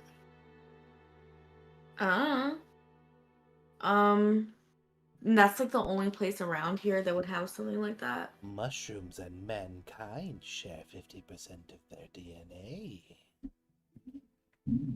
I'm sorry, what did you say, Catherine? That's like the only place around here that would carry something like that. It's definitely the most obvious place. Okay, I definitely keep looking. I go inside and I'm like, hello, is anyone here? All right, you follow Cressida and you say that, and you see kind of in the back corner some of the mushrooms start shifting. And you see, standing up from a laying down position, a turtle who had mushrooms growing on the back of his shell as he stands up. Go on then, tell the nice man what you like. Okay, I was looking for shit. What's it called? Shit. I don't think it's called shit. We have a lot of shit here. The mushrooms are very happy with it. Yes. I'm back. Let's go to Shell Shack. They got a talking dog. Hey, what's a No. dog? I could turn into a talking dog. Wrong. I was looking for armor of fungal spores. Do you carry something like that?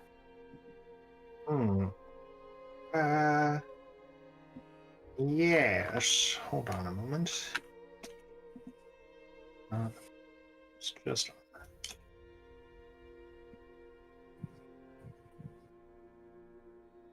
Man, I was all worried about like going to bed early so that I could get a decent amount of sleep because I would have to work Monday and I have to fix my sleep schedule.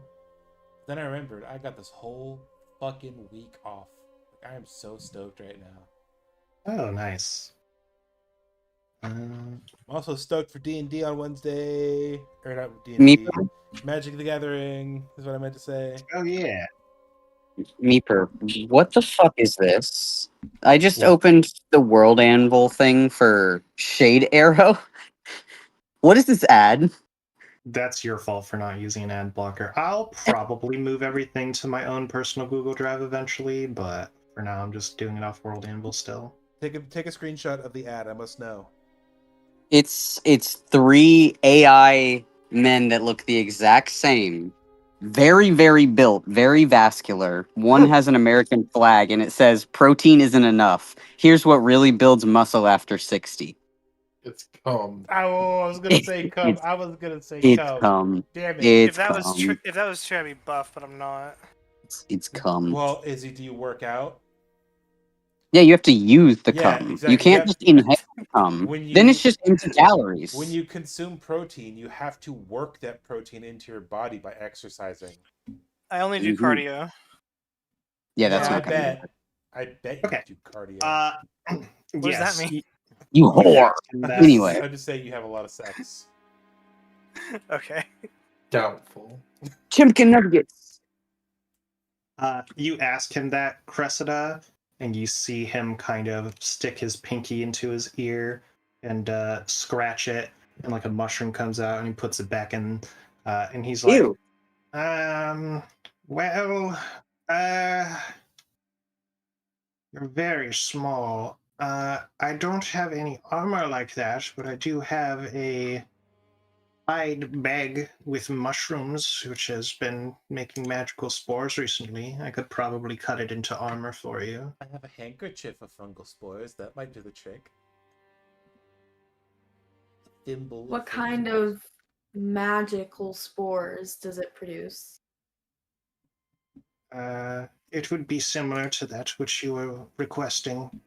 Oh, okay. Yeah, if you think you can cut it into armor, then that would be cool, or at least something I can like throw on. How much would something like that be?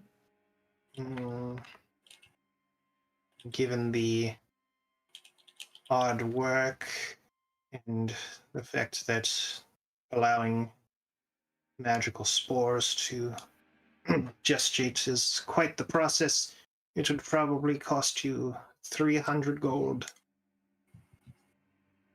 That's it? Damn.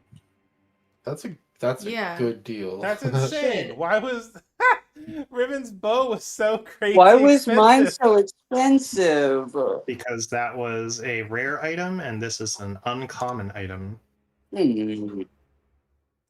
Not my fault.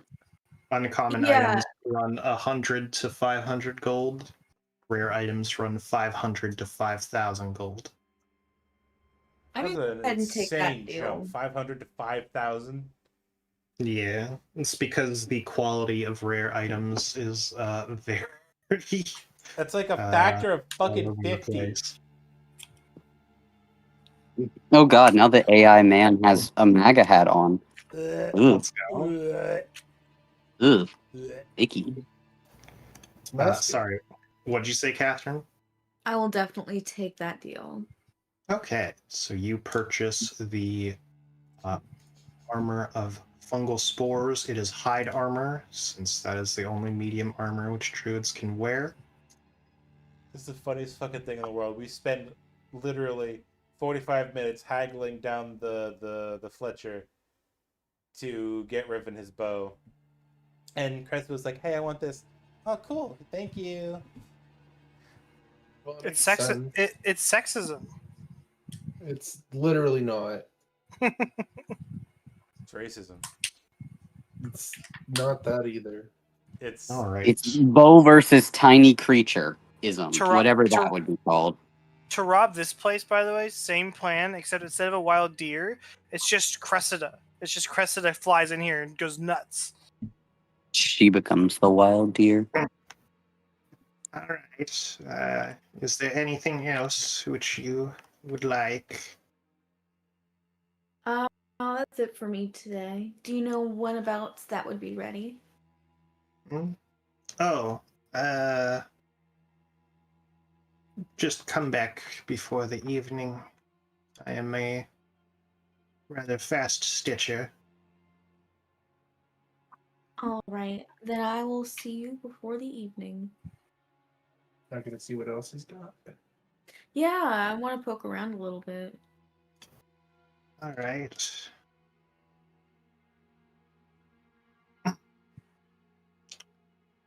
just a moment.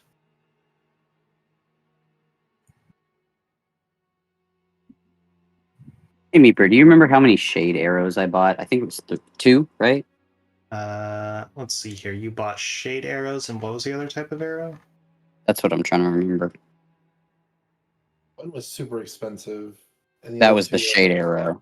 Yeah, I think you only bought one of the shade arrows, And and three of the other arrow you got. yeah. Yeah, because one of them made like a puff of smoke. Yeah, that's the shade. You only bought one of those. Okay, got that. For some reason, I didn't add it. Oh, motherfucker, I forgot to ask for a lesser quiver of everything. I'm a fucking idiot. It's fine, we're gonna do the thing, and then we're gonna do the thing. You'll be coming back. Okay. Magic you shop look now? You see him say, "Perhaps this will be to your liking," and he pulls out what appears to be a rat skull. Mushrooms grow out of its eyes, and he uses these sort of cheekbones as like latch-on points to create like a sort of helmet strap. So you wear it? That's cool. That's really cool. Does it offer any kind of like properties? Yes, it 3 times per day you can use it to temporarily magically summon a creature, usually a small one, like a rat or a frog or a bat. Oh, it's like the hat that I gave you. Yes. That's great.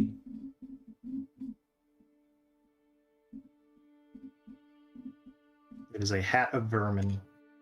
That's Hat of amazing. vermin. How much is that? This would be about 40 gold. I'll Oh, you take gotta it. take that. Shit. That's so cool. You could ride on one of them. Gold Shark can have a friend. Holy shit. Except that don't the animals that you summon disappear after an hour? He can have a friend occasionally when he's good. Yeah, such a naysayer, Tommy. Jeez. He was naysaying the whole stealing idea, and now I'm broke.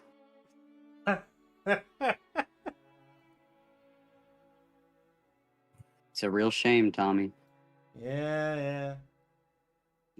Listen, you're Simon. Yeah. I'm going to. How about this? Simon agrees to preemptively forfeit a portion of his cut of whatever stardust we are able to get from the Nautiloid and any loot that we might find in there to Riven. Doesn't matter. I'm going back to steal that fucking lesser quiver if I can find one. Jesus H. Christ. Simon. Yeah, we didn't. Simon, You didn't show interest in the quiver, so anybody could have stolen that. Exactly. Simon can know nothing of this because he is just going to be. He's going to be a. Are When we- did you become Mr. Conscious? Are we I doing know. the night? Are we doing the nighttime dispel magic, then take the thing stealing, or are we doing the deer thing? I be sneaky. Simon became Okay. Mr. Conscience when we entered a town full of drow who are already cautious to outsiders and who are, like Meeper said, our only way out of the Underdark. So we're trying to keep ourselves in good standing with these people. We're gonna help them Okay. catch the thief. Tommy But the doesn't know what I poacher's do in the getting night. Tortured. You know what? Tommy You're doesn't right. do what I do You're in the right. night. You're right. Simon has no fucking idea what Riven and Mira do in the middle of the night. Okay, for fuck's sake, how short are you? What? No, it's Oh. over. Okay, it's over. But Riven wants to steal a quiver if he can. Just for shits and God. giggles. Not because we can't afford it. Well, we can't afford it. I'm broke. Yeah, but we're we going go to to be a making enough. Can we go to a magic shop or something, Anyway, like a bookshop? I want to look at spell scrolls. Okie dokie. Spell scrolls Why is a did we good begin idea. shopping at like midnight? Yeah, seriously. Yeah. Oh, we could call it here if y'all Oh want to my call it god! I didn't even realize it was 12:30. Yeah. Yes. If you do want to rob this guy, I'll give you the 2 weeks to plan out your theft. Anyone who is looking to buy something still, write down what it is you wish to look for. What And is then, Cassie, don't forget about the fact that you are spending your time reading through the book on Illithid. Yes, I also want to spend time reading through the Blood Hunter book I bought. Okie dokie. what is our limit? What for magical items? What is our rarity limit? I mean, If I want to look for You're something specific, probably like not Catherine going to did. find legendary items, but like it's mostly a price thing that's going to limit you. Like you could probably find even very rare magic items.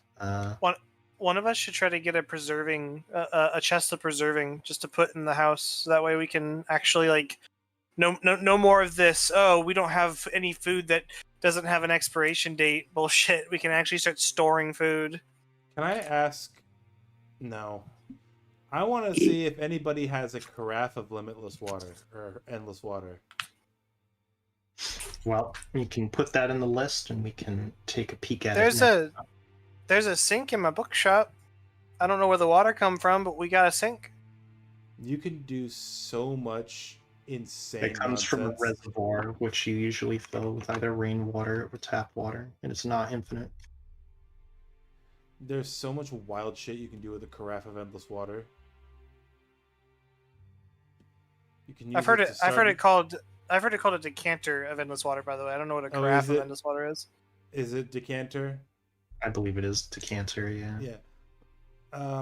That you can technically, with a decanter of endless water, you can manufacture an entire hydroelectric plant and power an entire city.